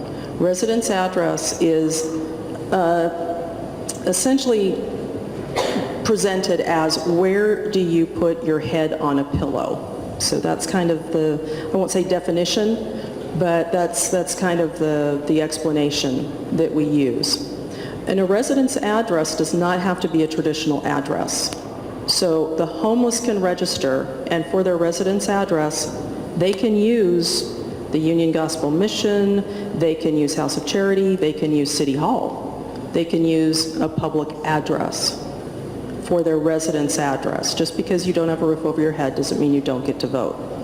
Then we have the other side of it, which is people attempting to register at addresses that are not residences. And for that, Mike gets it because he's really way down into the rules.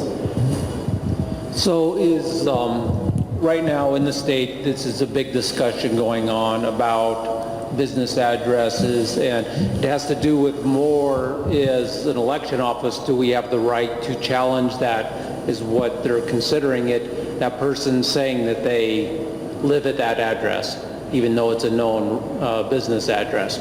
Currently, we have all of the business addresses marked as businesses.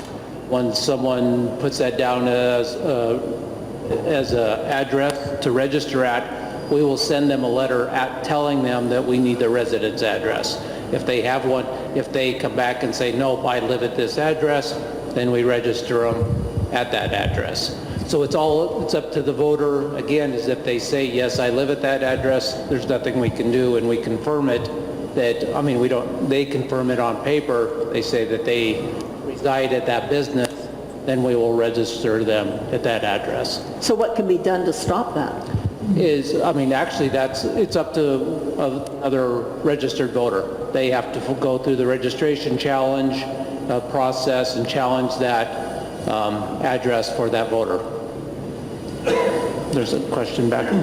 So what you're saying is that a homeless person really has greater latitude on how they can be recognized as a voter than someone that wants to be challenged on where their residence is. Would you repeat that question? So the question is, well, kind of a statement is that a homeless person has more latitude than a person who owns a house and claims that as their residence, if I understand the question. Because what you're saying is that a homeless person that's living under a bridge has a right to be registered as a voter. They can be moving all around. They can be a vagabond. They can move around and they have the discretion of voting in any one city or any number of cities if they want to, or they have great latitude. They can choose different locations if they want to. Most of them don't. Most of them choose the downtown area, and that's where it stays. But you could equate it to the concept of our overseas civilians. So if you don't realize, we have a huge missionary population in this area that resides overseas.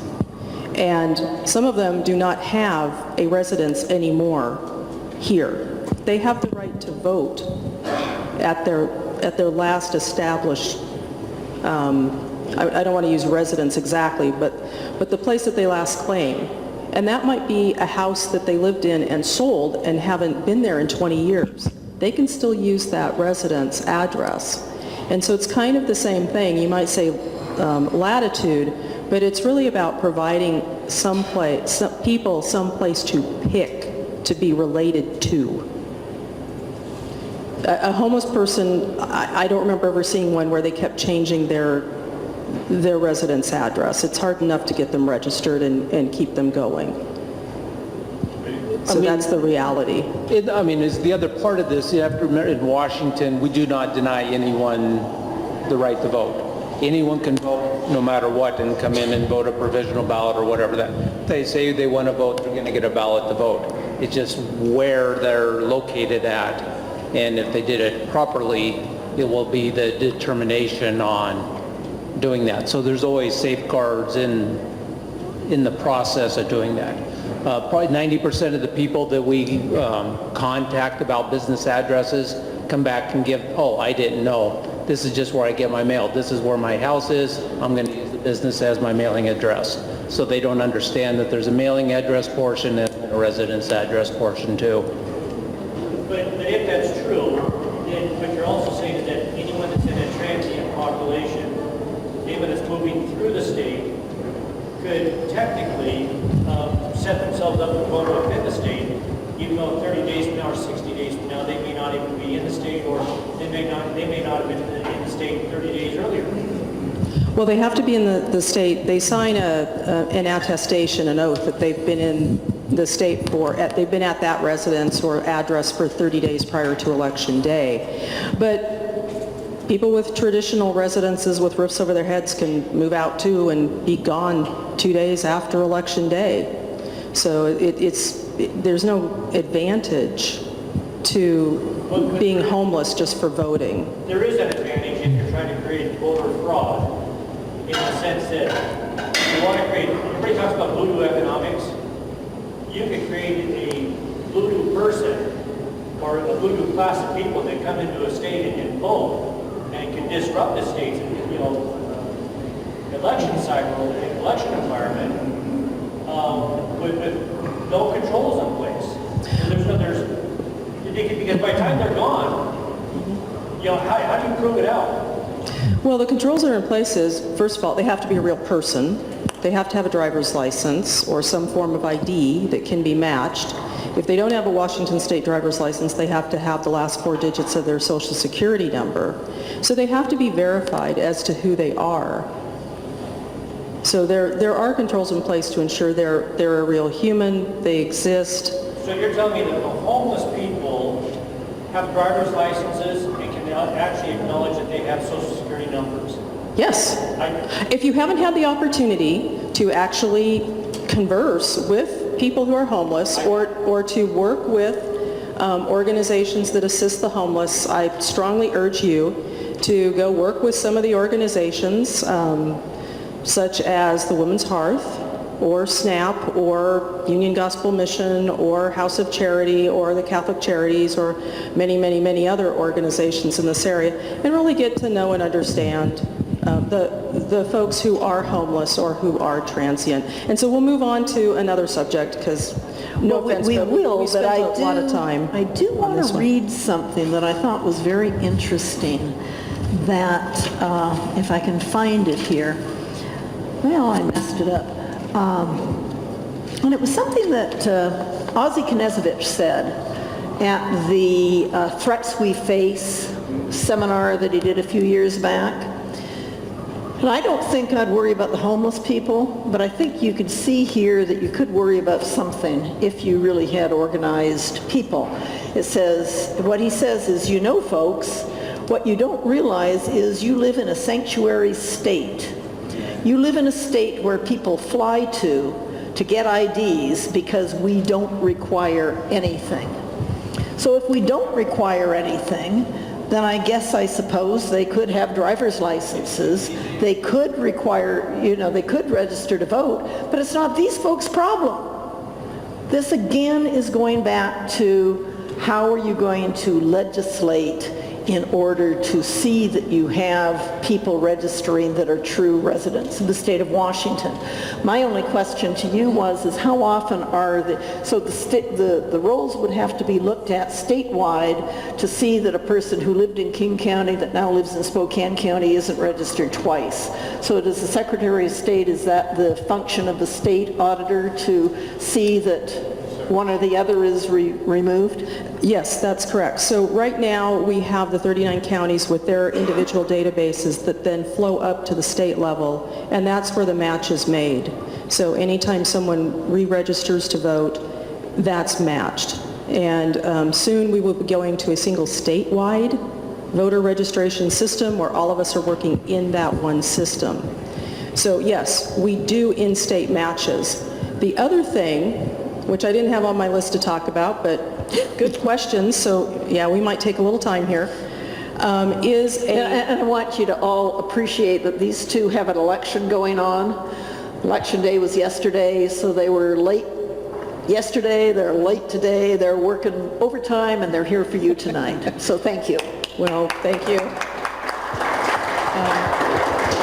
So Washington State was one of the founding members of a project called ERIC, and it was through the Pew Charitable Trusts. And the Pew brought together, I think it was 11 states initially, to work together to compare our voter registration databases. Washington, Oregon did this before ERIC was actually formally created, and now I think we're up to, we were at 21 states, and I think we might be up to almost 24 states, maybe 25. And so periodically, we compare our databases against each other. And it's been a good thing. We have found people registered in more than one state, and they end up getting canceled. There was a project to compare people who cast ballots in more than one state in one election, and that is still ongoing. And we had just more than a handful, I think it was, in the entire state of Washington, where we had someone registered here, somebody in another, the same person in another state, and they cast two ballots. So again, that is still an ongoing process of working through those particular double votes for those voters. Soon, we will be comparing our voter registration database with Arizona, and considering how many ballots we send to Yuma, Arizona, in the wintertime, I am looking forward to doing that comparison with Arizona. So hopefully all the voters here in the state of Washington play by the rules and do it nice. But if people are registered in both Washington and in Arizona, that will be coming out sometime in the near future. And we will be working with those voters to make sure that they are registered in only one state. So those are just, there's so many different things going on, and that's just another one of the projects and programs that goes on behind the scenes to try to ensure that a voter is registered only once. And we'll talk about how they only get to have one ballot counted no matter how many they cast. So we'll get to that in just a bit. So if there's just one more question on voter registration, and then we'll move on to ballots. I was just wondering if you could give us an idea of the number of those folks that perhaps are voting in more than one state. How many have you got? Okay. So in this comparison that we did that had 6 states, I think it was 6 states. yeah, California, Oregon, Colorado, then I think there was one southern state. oh, and I think we had one way back east somewhere, Yeah, like Delaware, New Jersey or something, some small state back that direction. So out of that, for Spokane County, we had essentially, I think it was 6 voters identified that may have cast 2 ballots. There was one that was in county, so the person had registered twice, different information, but same person. And those are hard to catch, but that one was caught. And then the rest of them, they had cast a ballot both in the state of Washington and in the other state. So that one person had counted as 2 because she was a double, and then the other 4 were individual voters that had cast ballots in 2 states. What it came down to for us is we didn't have anything to base prosecution on, because the people who had voted their Washington ballot first, and it had either been returned to us physically first or had been postmarked first. And in the other states, they voted on election day, basically. So when they voted our ballot, they were legal. There was nothing to prosecute them in the state of Washington. It's up to the other states to determine if they're going to prosecute or not. So that was the result of that, roughly a 6-state comparison. Yeah, and I think, you know, again, what we said is so much of this is up to legislation. And if these kinds of cases could be held as an example and have nationwide publicity, it would stop people from doing this kind of stuff. But you've got to have intent, you've got to have the, you know, you got to have more help than what these guys have in order to stop this from happening. Yeah, because we are creatures of the law. We follow the law. So we work with what the law gives us. And I will say that as we're doing these comparisons from state to state, states are learning from it. And I do expect that in the future we will see changes across the U.S. in state laws that will make it harder for people to register in more than one state. Well, and if the penalties are stern and strict, that's going to stop it also. I mean, it's got to be publicized to the point that people go, ooh, I'm not going to do that. Yes, there needs to be carrot and stick. And so hopefully it's going to become more and more common that these cases are brought forward and prosecuted. So that's one of the things that we're really hopeful for, because it is important that only one ballot be counted for a voter in any election. And sorry, Rob, I'm going to pass you up because we need to move on to ballots, and I said we'd have one more question. Yeah. So let's go to ballots.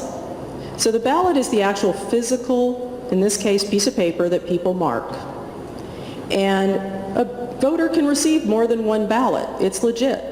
The dog ate the first one, we send them a second one. The second one, the cat uses it, and they get a third one. Sometimes they've moved. Oh, you should see the things that we get on ballots. Helen can tell you about some of the things she's observed on ballots. So maybe somebody moved, and we do forward, and they call us and they tell us they've moved. So the first ballot's gone out to the old address. Their second ballot has gone out to their new address. So they've got 2 ballots out there, 2 physical ballots. They return both ballots. We're going to count one ballot. We're not going to count both. So when the ballot comes back in, what we look at are the signatures. And yes, we look at every single signature. So if out of our 320,000 voters we receive 285,000 ballots back, we look at 285,000 signatures. That's one of the controls. It takes a lot of effort, a lot of eye power to make that happen, because it is humans looking at those signatures. And if we see a signature that matches, it goes to opening. If we see signatures that don't match, then a second set of eyes looks at it. And if they say it doesn't match, then a third set of eyes looked at it. And if it still doesn't match, it's going to go to the canvassing board, which is the prosecuting attorney, the auditor's designee, and the chair of the Board of County Commissioners. And so that's the final step. And I think we only have about, 1/2% that gets set out because of postmark too late and mismatch missing SIGs? Yes, it's a pretty very low low number. Yeah. So those are some of our challenges that we face. Another really big thing is, like I talked about, they're not at that address anymore. We touch up to 25% of the records, the voter registration records, every single year. That's new registrations, cancellations, and address changes. We are a transient society. We move like crazy. And so we really need people to tell us when you've moved. Keep your addresses up to date. Tell your family to keep the addresses up to date. Just because you tell one government agency doesn't mean they tell another government agency. Yeah. So we need to know in elections that you've moved, and keep track of your family for us. That really does help. So another issue that we've got with just the ballots themselves is what we refer to as ballot chasing. So ballot chasing happens in close races, and we've had quite a few. We are Spokane County. We are the queen of recounts. Pretty much only King County does more recounts than we do. So we're very accustomed to ballot chasing, and that's when the campaigns go out and contact the voters who either forgot to sign their ballot envelope or the signature doesn't match. So those campaigns are going out trying to rescue those votes.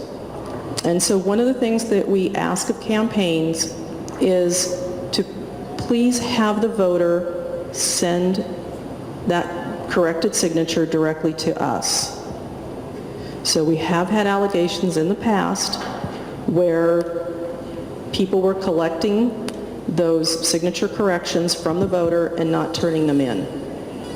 And so we just ask any campaigns or any people involved, contact the voters if you want, but please stay out of the paperwork process.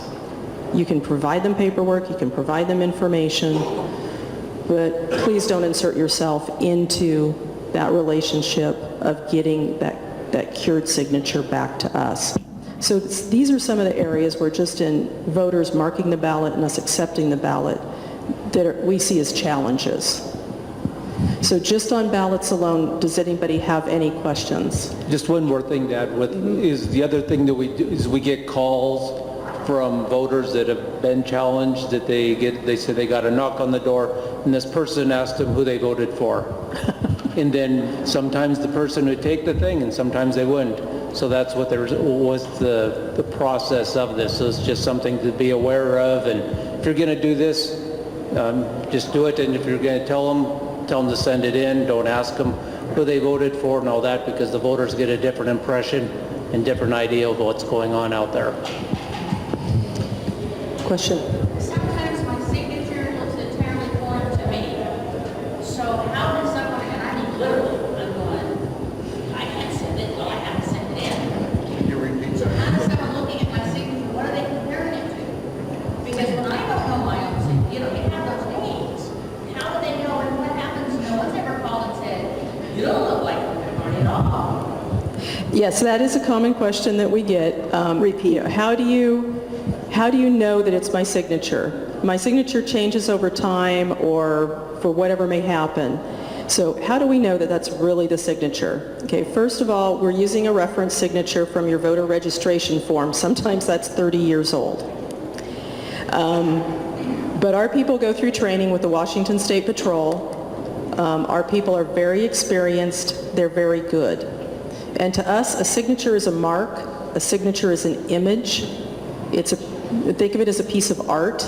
We're not looking at it as a name. We're looking at the characteristics. We're looking at flow and pressure and a variety of other things. So whether your A closes or not is not a characteristic we're looking at. We're looking at everything else that's there, just so many characteristics. We also can have some additional signatures on file for you that we can use to compare. And that allows us to see change over time. One of the things that we would like to see the legislature pass is the ability for us to keep the signature from each election to build a bigger database of your signature. So it's really entertaining, and Ellen has watched our folks do signature verification, and literally by the end of the day your eyeballs just want to drop out and roll across the floor. You're so tired. But if we think your signature doesn't match, you will get a letter. You will have an opportunity to save your ballot, your vote, if that really was you. And for whatever reason, you were signing it on the back of a car or something and it's totally off, then you still have that opportunity to save your ballot. So John, you had a question? Just wanted to mention that I moved here in '95 and I registered to vote the next year. And it was somewhere right after that, I don't remember when you got into office, but 99. So I voted and you didn't like my signature and you called me. I was quite surprised. It was you that called me and I'm like, wow, how did she have time to call me? I didn't expect that. But it was me and it was Dr. John and I have many different signatures. Okay. Yes, yeah. That's what's cool, is you times- said letters, you phone, I mean, you do everything you can to verify. Yes, so anybody who hasn't gotten back to us, if we have a phone number during the last 3 days before certification, the law does require us to make phone calls. And back in the good old days, there was nothing in elections that I didn't know how to do, and I did. The number of weekends that I spent in the vault actually running the envelopes and printing the addresses on them for the absentees before we went vote by mail. I would spend 12 to 14 hours on Saturday and Sunday doing that because you had to get it done. So yeah, I'm a working auditor a lot of the time. So it's a fascinating job at any moment. And I saw the first hand, and then we'll do the second hand. Who's first, Nate? Go ahead. Speak up. Experience in Spokane County, a one-item ballot. How many $100,000 did it cost to process sending out and receiving back that one-item ballot? Okay, so we're going to start with a little history because we get this question all the time. So when I first started in 1999 as the elected auditor, we had 6 election days. February, March, April, May, September, and November. The spring elections are traditionally for issues, for levies, for bonds. There are no races, no candidate races in the spring. Candidate races occur in the fall. We had the 4 spring elections because if a school district or fire district levy failed in February or March, they could run it again in April or May. With vote by mail, that changed the world.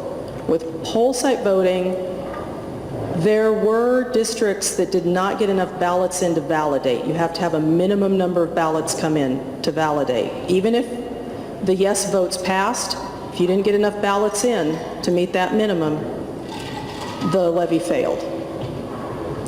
So with poll site, there was a very real risk that your levy wouldn't validate. It would go yes, it would pass yes, but it wouldn't pass because of the validation issue. With vote by mail, we haven't had a validation problem. So we've been able to eliminate 2 of the spring elections, and the districts have now been able to have a pretty good sense that they won't have to run the levy a second time. So that's history for people to know. We run whatever the districts have us run. We don't determine whether a district runs a levy or not. It's up to them, and it's up to them which election date they're going to go on. Oftentimes, fire districts and school districts don't want to be on the same ballot together. So fire districts might take February, and school districts might take April. But traditionally, in this area, they don't like to go on the same ballot. It's up to the districts as to which election they go on. And when they tell us they want an election, we do the election, and they pay their share of the election cost. So y'all caught that, they pay. So that's the answer. It is. The question was, how much did it cost for this last ballot to be processed out the back end? I mean, we don't know yet. It's estimating that it'll be, because of the cost was shared among all the districts in there, it's probably going to be about $1.70 per voter for this election. The November election with the more, because there's more people in the cost was different, was about $1.50 per election. So, I mean, there's a minimum. It doesn't matter if there's one issue on there or 10 issues on there. The cost is going to be the same. It's just going to get divided up among more. Actually, the more issues is it will go up on cost that way. But it probably is about $1.70 for this election is what we're estimating. Does that include postage? It includes all costs. You mentioned that they pay for this, the they part. Whichever jurisdiction is on the ballot, they pay for their proportional share. So right now, we have 5 districts that had issues on the ballot, and so those 5 districts will pay their proportionate share based on their total voter registration. Where's the district? In other words, you pay for it. Oh, yeah, remember, it's government. You always pay for it. Truly. Why don't we limit it? Why don't we restrict it? Well, that's your, Talk to the legislature. Legislation. Yeah. So we do have a question all the way in the back.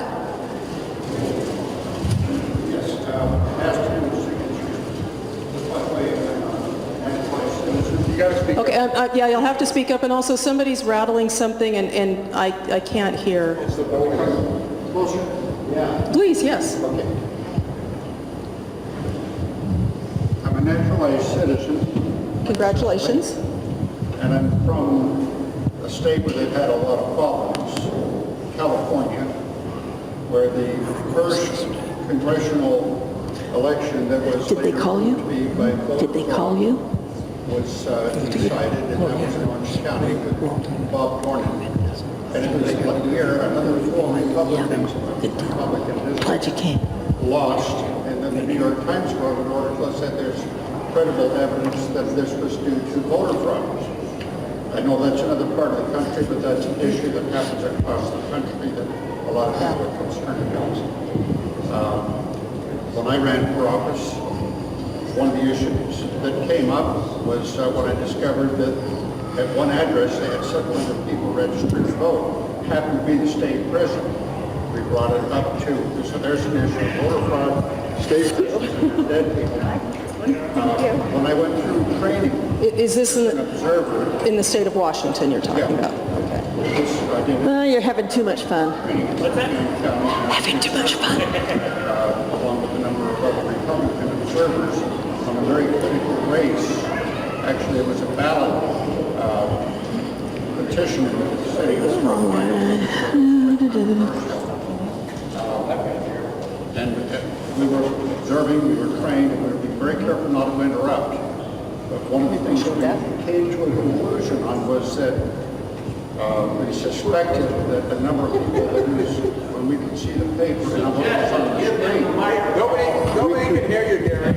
Yeah, when we looked at the paper and the screen, without saying a word, just observing, it appeared that a number of people had their ballots not counted, put to one side, where the signatures to us, a number of us that were Republican observers, were dismissed, signature problems. Then when we went another day observing, we noticed in group that all of the observers, that the officials that were sitting there at the screen and looking at the ballots, all of a sudden, en masse in the entire room, they put it to where we couldn't see the screen and the paper. So we couldn't even bring up that issue, and we were useless observer process. Bringing up those few issues. When I was trained, Your mic's gone out. there was no problem. Is it still working? There you go. Yeah, I was told that there was no problem in getting dead people off the ballots and out of the process, and criminals, if they were still in the process there, they were taken out. But I asked the trainer, what about illegal immigrants voting? And I was told that it is very hard for you to make a determination on whether they're illegal or not, which becomes a serious question because of what I've seen in other parts of the country. But the signature issue and the trained observer that was there to watch the process, it seems like that was seriously diminished in that election. So this was not an election, it was a petition verification, correct? Yes. Okay, there's a big difference between petition verification. Lost the opportunity to witness it. Right. So what can happen in a petition verification is we end up with more bodies there than we have stations for people to observe. So we generally will put 1 to 2 observers with each signature verifier at a maximum. And a lot of times we end up with one observer per signature verifier because there just simply isn't that much room. So we can have observers sitting away from the main area because we already have people in the chairs observing. So, and we've had, in that particular petition, I do remember we had far more bodies than we had chairs available. So observers did have to wait for their turns to be able to observe. There were just too many people there for the number of observers that were there. So that would be a scheduling issue for whoever was the campaign chair. So as far as knowing if a registered voter is not eligible to be a registered voter, again, that comes back to the discussion that we already had. The way that a petition works, and I know we're going quite over time here, but the way that a petition works is we take those sheets, they're pre-numbered, and we're going to make a fast pass. So we're going to go through those sheets really fast, and if we can find that voter and match the signature and call it good, we're going to do that. There may be on a 20-line sheet, there may only be 10 that we can find quickly. Because remember, we're having to read these signatures to try to figure out people's names. We're trying to use their addresses. This isn't like the ballot where we've sent it out and it's got a barcode and we already know who the voters are. This is handwriting, and we're struggling to try to find the voter. So yes, we're going to make a fast pass through. We're going to skip people if we can't find them right away. We do the first pass. We come up with a number. If that number isn't enough to validate that petition, then we're going to go through and we're going to do the grinding, crunching work of tracking through all those ones that we didn't accept in the first pass. And then we're going to keep going until either there's been a validation of that petition or we've gone through every single line on that petition. So petitions are tough because there's nothing there to identify the voter but a handwritten signature and a handwritten address. And that is really, really tough work to do. Then how do you discard the ones that are on there? There's a certain portion that are discarded. How do you make those choices? Again, it comes back to, can we find the voter from what we see on the page, and does the signature match? And it's going through the same signature match process that we do for ballots. So that the question was how do we discard? And one of the best petitions we ever saw, as far as accuracy, was the recall petition back in 2005, 2006 for Mayor West. And they were actually cleaning their petition pages every night. So they were going through the voter registration list. They were trying to decipher them themselves before they turned them in. And I think they had a 10% or a 12% error rate? About 11%. About 11%. We've seen petitions that have over a 30 to 50% reject rate because the people don't live in the jurisdiction. You have people signing petitions over here for the city of Spokane that live in Seattle. They're not eligible to sign the petition. They signed it. They're not eligible to be counted. And then we have handwriting we can't decipher. So yeah, we can't find them. So petitions are really tough. Okay, so we're only to ballots, folks. We're only halfway through. So we'll cruise really fast. Tabulation, I know people have a lot of questions about duplication. What I tell you for that is come down and watch it. Just ask Helen. I mean, how many tens of thousands of duplicated ballots processing have you sat through? You are a champion, Helen. You're just something else. So the reason we duplicate on our current system is physically, the ballot can't go through the machine, or the voter changed their mind, or the marks can't be read by the machines. And so we end up duplicating. In this last November election, we duplicated what, over 20,000 roughly? I think it was 24,000. 24,000. People change their minds. They have the right to change their minds. And in our system, we have to physically remake that ballot, and that means every race on that ballot, even if they only change their minds on one. So we will be going to a different system, hopefully by the end of the year, and that system, we will scan that bad ballot in, however you want to phrase that ballot, the ballot with a boo-boo, and we'll adjudicate it on screen and change it on screen. So we won't be remaking every race on each ballot. It'll just be adjudicated on the screen. The original image remains. The interpretation lays over the top, and that's what the machine will count, how the machine will count it. But the original ballot still exists, and the interpretation sits on top of that.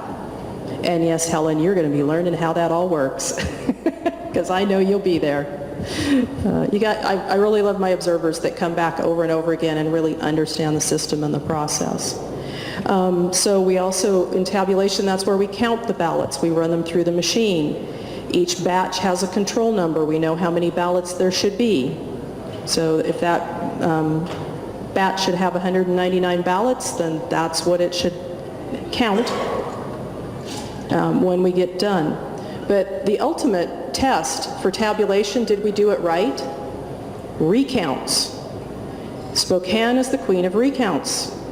We do so many recounts. We're good at it. Our observers are good at it. So the ultimate test, and it is that whether we do a machine recount or a hand recount, it comes out the same as what our original count was. If there is a difference, like what occurred in the recount for the assessor's race, three votes changed, we know exactly which ballots they were. Because guess what? In the original machine recount, or machine count, through the election process, 3 ballots did not register a vote in that race. When we did the machine recount, and it's kicking out every ballot that it doesn't see a mark, doesn't register for that race, 3 ballots were marked with pencil. The machine couldn't read the pencil. So that meant one candidate got 2 more votes and one candidate got an additional vote. They went from being an undervote to being candidate votes. So we actually do like recounts because it shows us whether those machines are working properly or not, and they are. And if you haven't been through a recount, I highly recommend the next time we have one, sign up as an observer, come see it, because it's nothing like the regular election process. It is amazing. It's very regimented. So the very last thing is cybersecurity. And yes, it's real, folks. We have a fantastic Secretary of State who takes cybersecurity seriously. We are working with the Department of Homeland Security. We were one of the first states to do that. And one of the things that we have here in the state of Washington that other states do not have the opportunity to experience is we have a cybersecurity team in the National Guard. These guys, their day jobs, these guys work for Amazon. These guys work for Microsoft. We have some of the best in the world, and they're in the National Guard, and they're helping the state of Washington through the Secretary of State's office to protect our voting systems. It is real. So I know we've gone kind of over, and I know my mic keeps kind of cutting in and out a little bit. So any questions on what we've covered? We'll probably take 2 questions, and then I'll hit what's coming in the future, and we'll try to cover that really fast. Okay, everybody, it's late at night. Well, have there been any things come up through the cyberspace people that they've been able to shore up and help us with? Yes, actually there have been issues in the recent past. So we were one of the states that a foreign agent attempted to get into our state level voter registration system. The activity was spotted very quickly and access was shut out. So we were one of the states that actually informed the FBI that something had happened. This was a couple of years ago, in 2016. So we are going through training. We've had several different organizations come in through Homeland Security to do training at the state level and training at the county level. And we've seen, through the Secretary of State's office, we've seen the reports that there have been times where traffic has ramped up, and so we know people have attempted. But even the Secretary of State's office doesn't tell us everything, and that's part of cybersecurity. So we don't always know if an attack has occurred, because a lot of times they don't want that information to get out because they don't want the attacker to know that we know.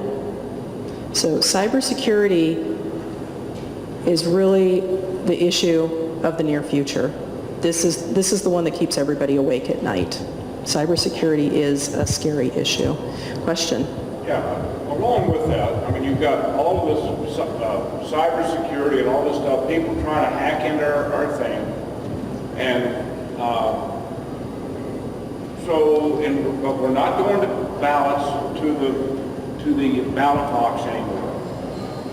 So we have potential fraud there where people can actually go in and say that they're a citizen or not a citizen or all of that. Why don't we just simply go back to the ballot box, go back to a voting place with an ID, with an ID, and then actually mark it right there. Doesn't that make sense? I've never seen a piece of paper get hacked by a computer.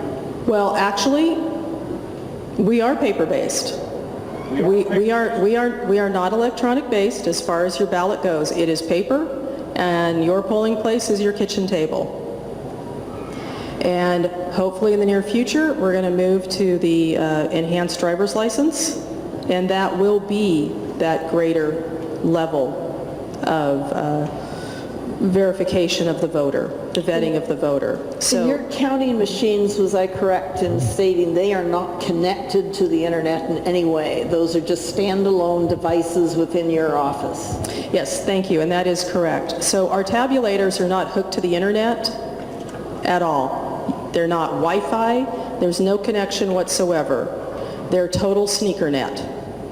So literally, we feed the ballots through. It totals up onto a memory stick.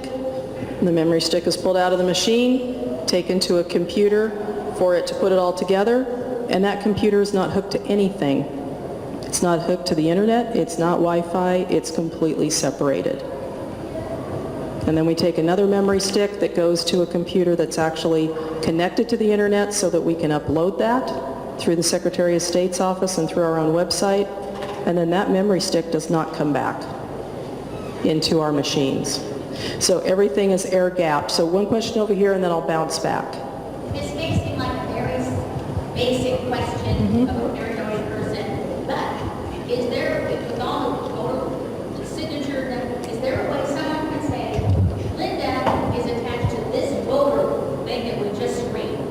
Or is it once my signature from the envelope is gone, nobody knows whose vote that was?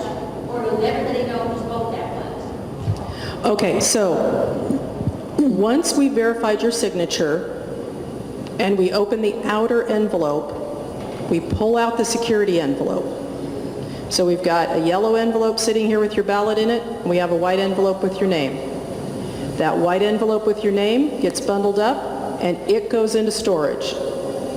It goes that direction. Your yellow envelope with your ballot in it moves to another room, the other direction, physically, and then it's opened. Your name and your vote are not ever together.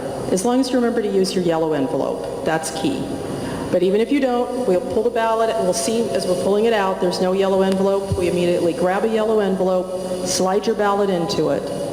And that's also why we don't allow cameras or photos in that area of the elections processing, so that nobody can take a photo of that happening, of an actual ballot where somebody failed to use their security envelope and the name. because we don't want anybody to know how anybody voted. That is guaranteed in the state constitution, and we take that very seriously. So your name and your vote are never seen together. Yeah. And to go along those lines, the reason that the parties are so into the idea of having presidential primary votes is because that's the one time that you indicate whether you're voting Republican or Democrat, and that is the one time you get identified that way, and that's how the parties identify you as one of theirs and why they send you literature and all the other kind of stuff. And again, your name is never associated with your actual vote. So whichever candidate you voted for in that presidential preference primary, no one will ever know who you voted for. In that one election every 4 years, whether you chose the Republican ballot or the Democratic ballot or nothing, that's the only thing that will be known. Not who you voted for, only which ballot you selected to return. That's all. So the hack that you were talking about, did that go through Kim Wyman's area? Yes, there were, I think, a total of 21 states that were attacked, and we caught that attack very quickly and stopped it. At the state level? No, not at our level. And that's what goes out, she reports to the AP. Yeah, we roll... Because you report to the AP as well. Yeah, so we have the local races and then we have the roll-ups that happen. Right. Yeah, so we both report out. And that's going to be one of the advantages of having a statewide system instead of 39 systems and one sitting over top. It's going to be one system that can be centrally protected. So we don't really, the state of Washington does not matter on election night. We only matter 10 days after. Is that correct? We do not certify until 10 to 21 days after, depending upon which election it is.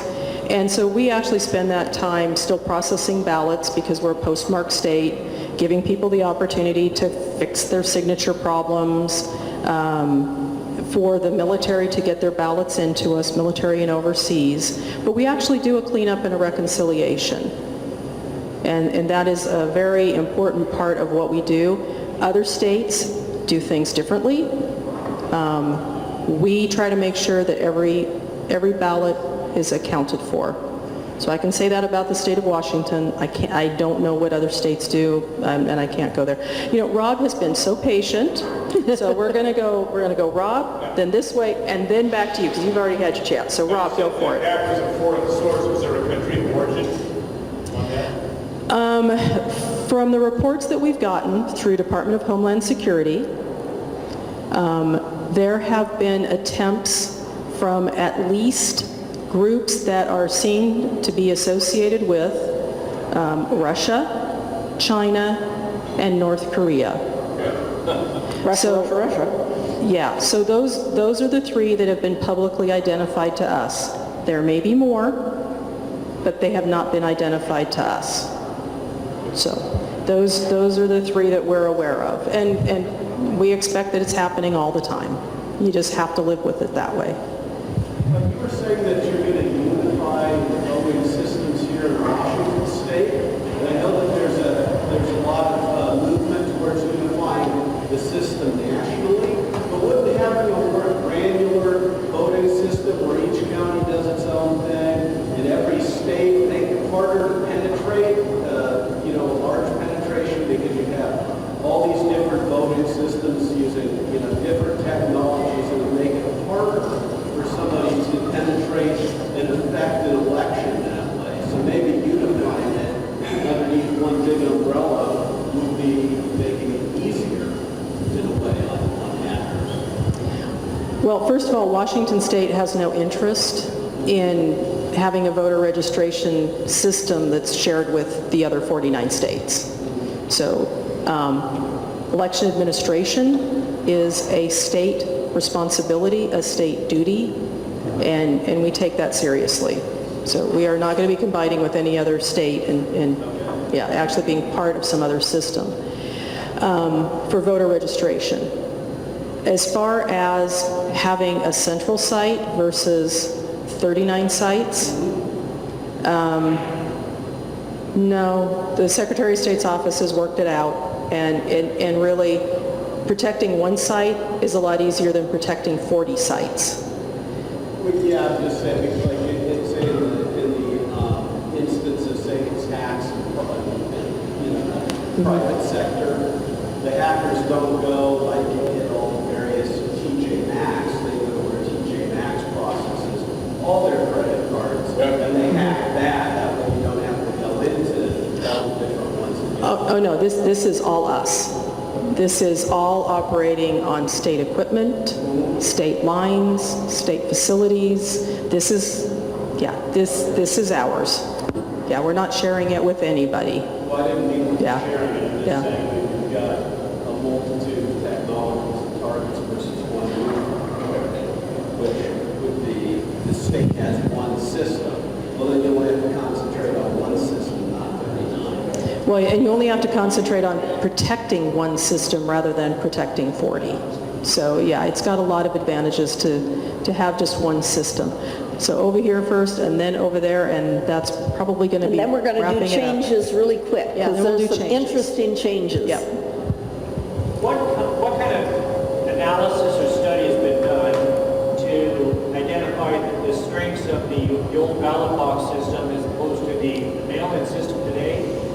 I recognize what you're saying from a cost standpoint, that, like, for example, school districts, if they, under the mail-in system, they really only have to go through the cycle once on a vote, as opposed to, set it up once and then maybe have to go out again because they didn't get enough validating votes. But in some ways, that almost seems to be a better system because it really kind of gauges the engagement by the public. And if we're all the taxpayers and we're trying to get the best policy moving forward, if we don't have enough engagement by the public, an election shouldn't pass. Under a mail-in system, you make it so easy that a whole swath of uneducated people on the issues could be casting votes just because someone tells them to cast a vote a certain way. So We're going to deal with the practical issue first of poll sites. Years ago, there were many buildings available to us and many people available to us. At this point, we would not be able to use school buildings at all because of lockdowns. So in the last few years of having poll sites, we actually lost 2 of our poll sites on election day to lockdown. We had one building that was locked down, I think it was 4 hours. That meant nobody could go in and vote, nobody could come out who had gone in to vote. They were locked down. And if you pay attention to your school districts, how many times in just the last 4 weeks have we had schools go into lockdown? There's really no buildings for us to use. The second issue I've got, look around. We are an aging society, and we do not have the labor pool anymore to have between 12 and 1,500 people work on election day. There just isn't that labor pool. And we were starting to see that towards the end of doing poll sites. There just weren't enough people anymore who were actually capable and willing to do the 14-hour days and the level of work that needed to be done. And the level of work and attention to detail has gotten much more difficult in the last 15 years. So when we do elections, it's not just about the results, it's about winning the lawsuit that's going to come afterwards. That's what we have to prepare for anymore. Is not just counting the ballots, it's defending in the lawsuit. And we get sued. In fact, I rarely don't have a lawsuit that I'm part of. So poll sites right now in this day and age are really not a functional administrative option anymore. We do more outreach, or I should say we reach more potential voters with vote by mail. We get more ballots back in. And that's what groups like you and the other groups like Progressive Indivisible and the Ponderosa Women's Club and the Democratic Party and the Republican Party and the news media and bloggers and everybody else, that's your role, is to educate the voters. Provide them with information, provide them with your views, and they need to make the choice. It's their choice to make. We provide them the ballot, they have to make the decision. And then we just count it. So that's the role that we play. But good question. One more question and we'll move on to what's coming in the future because we're kind of losing people. It's late tonight. I realized there was not supposed to be information given that was happening like on major elections where the East Coast and the middle of the United States are done and we haven't even finished ours. It seems to have gotten better, but have you noticed when we have a major election such as that or even in this state where one side of the state's information is in the hands of the other, does the voter turnout go down? It's interesting, to be honest with you, is we like the presidential election the best, is because voters do get all of their information. We have media so we can get information out there. Is the general election has the largest turnout, the presidential election. We have the lowest rate of late ballots dealing with the presidential election. In the primary election, this last election, we had over 1,000 ballots that were late. In the general election, presidential will have about 500 ballots that are late.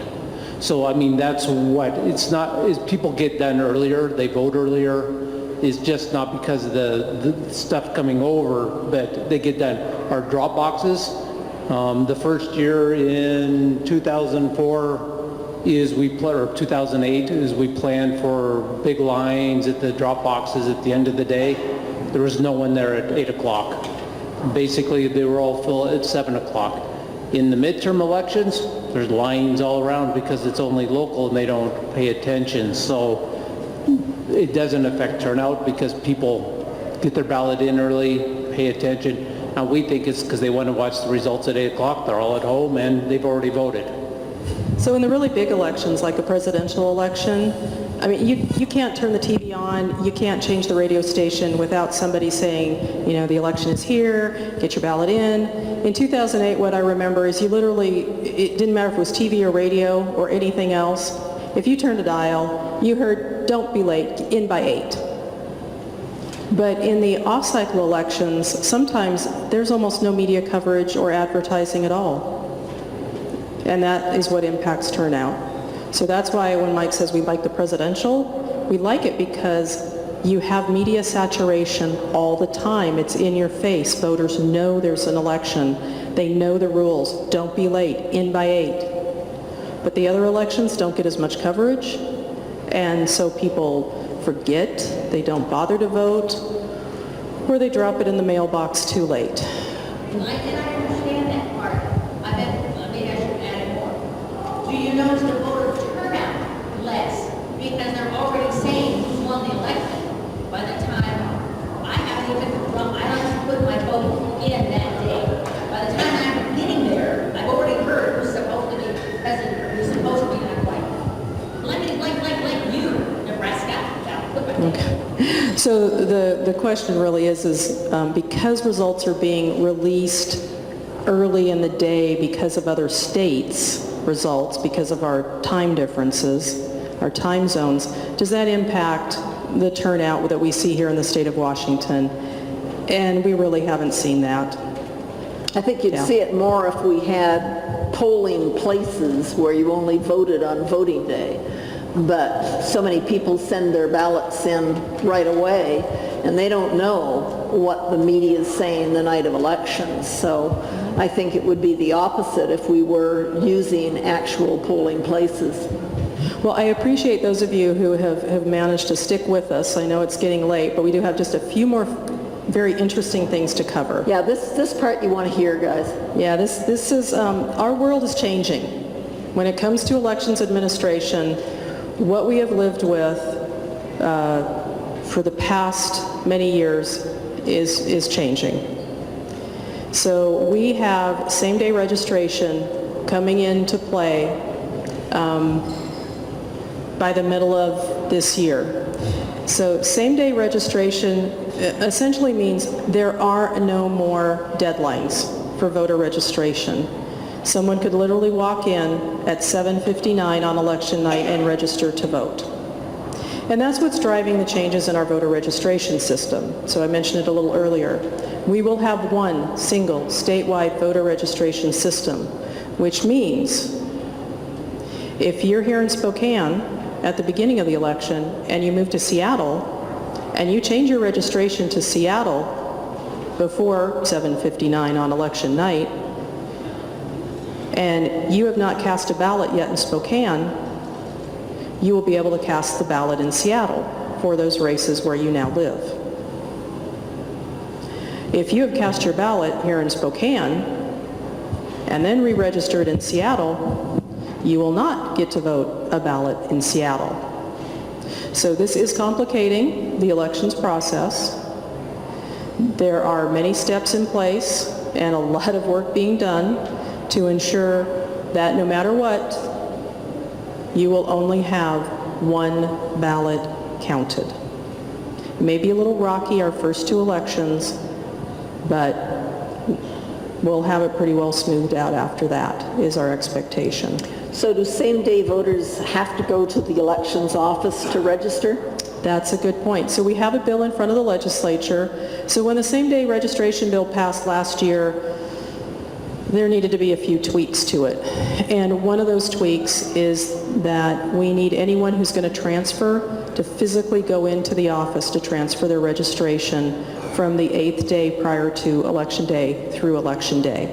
So if you're a new registration, you can do it online up until 8 days prior, and then you have to walk in. We need the same thing for people who are transferring. Up to 8 days, you can do it online, and then you need to walk in. So we're trying to make everything consistent. But it will have an impact. It's going to make Election Day a lot more hectic in elections administration and in our offices. And we will have a full functioning second office because the law requires it, and it will be located somewhere in Spokane Valley because that's what the law requires. So we will not only have our main office downtown doing voter registration and ballots, handing out ballots, but we will also have another office doing voter registration and issuing ballots if need be. We will have that office. So are those ballots provisional? No, those are real ballots because we are going to know immediately whether you get a ballot or not. I mean, Yeah. it's the same as we do now, so as if when you get another ballot, the ballot's already been issued to is, so it'll be what we call suspended. So it stops from going in any processing. So if it gets like in the drop box or something gets picked up the next day, whichever county that person went to, they'll scan that registration, they'll see, oh, this ballot's already been returned by here now, so it's no good. So then it'll actually be sent to that county or whatever that way. So whenever, even if it's in the same county, they'll only have one ballot that's active to be returned.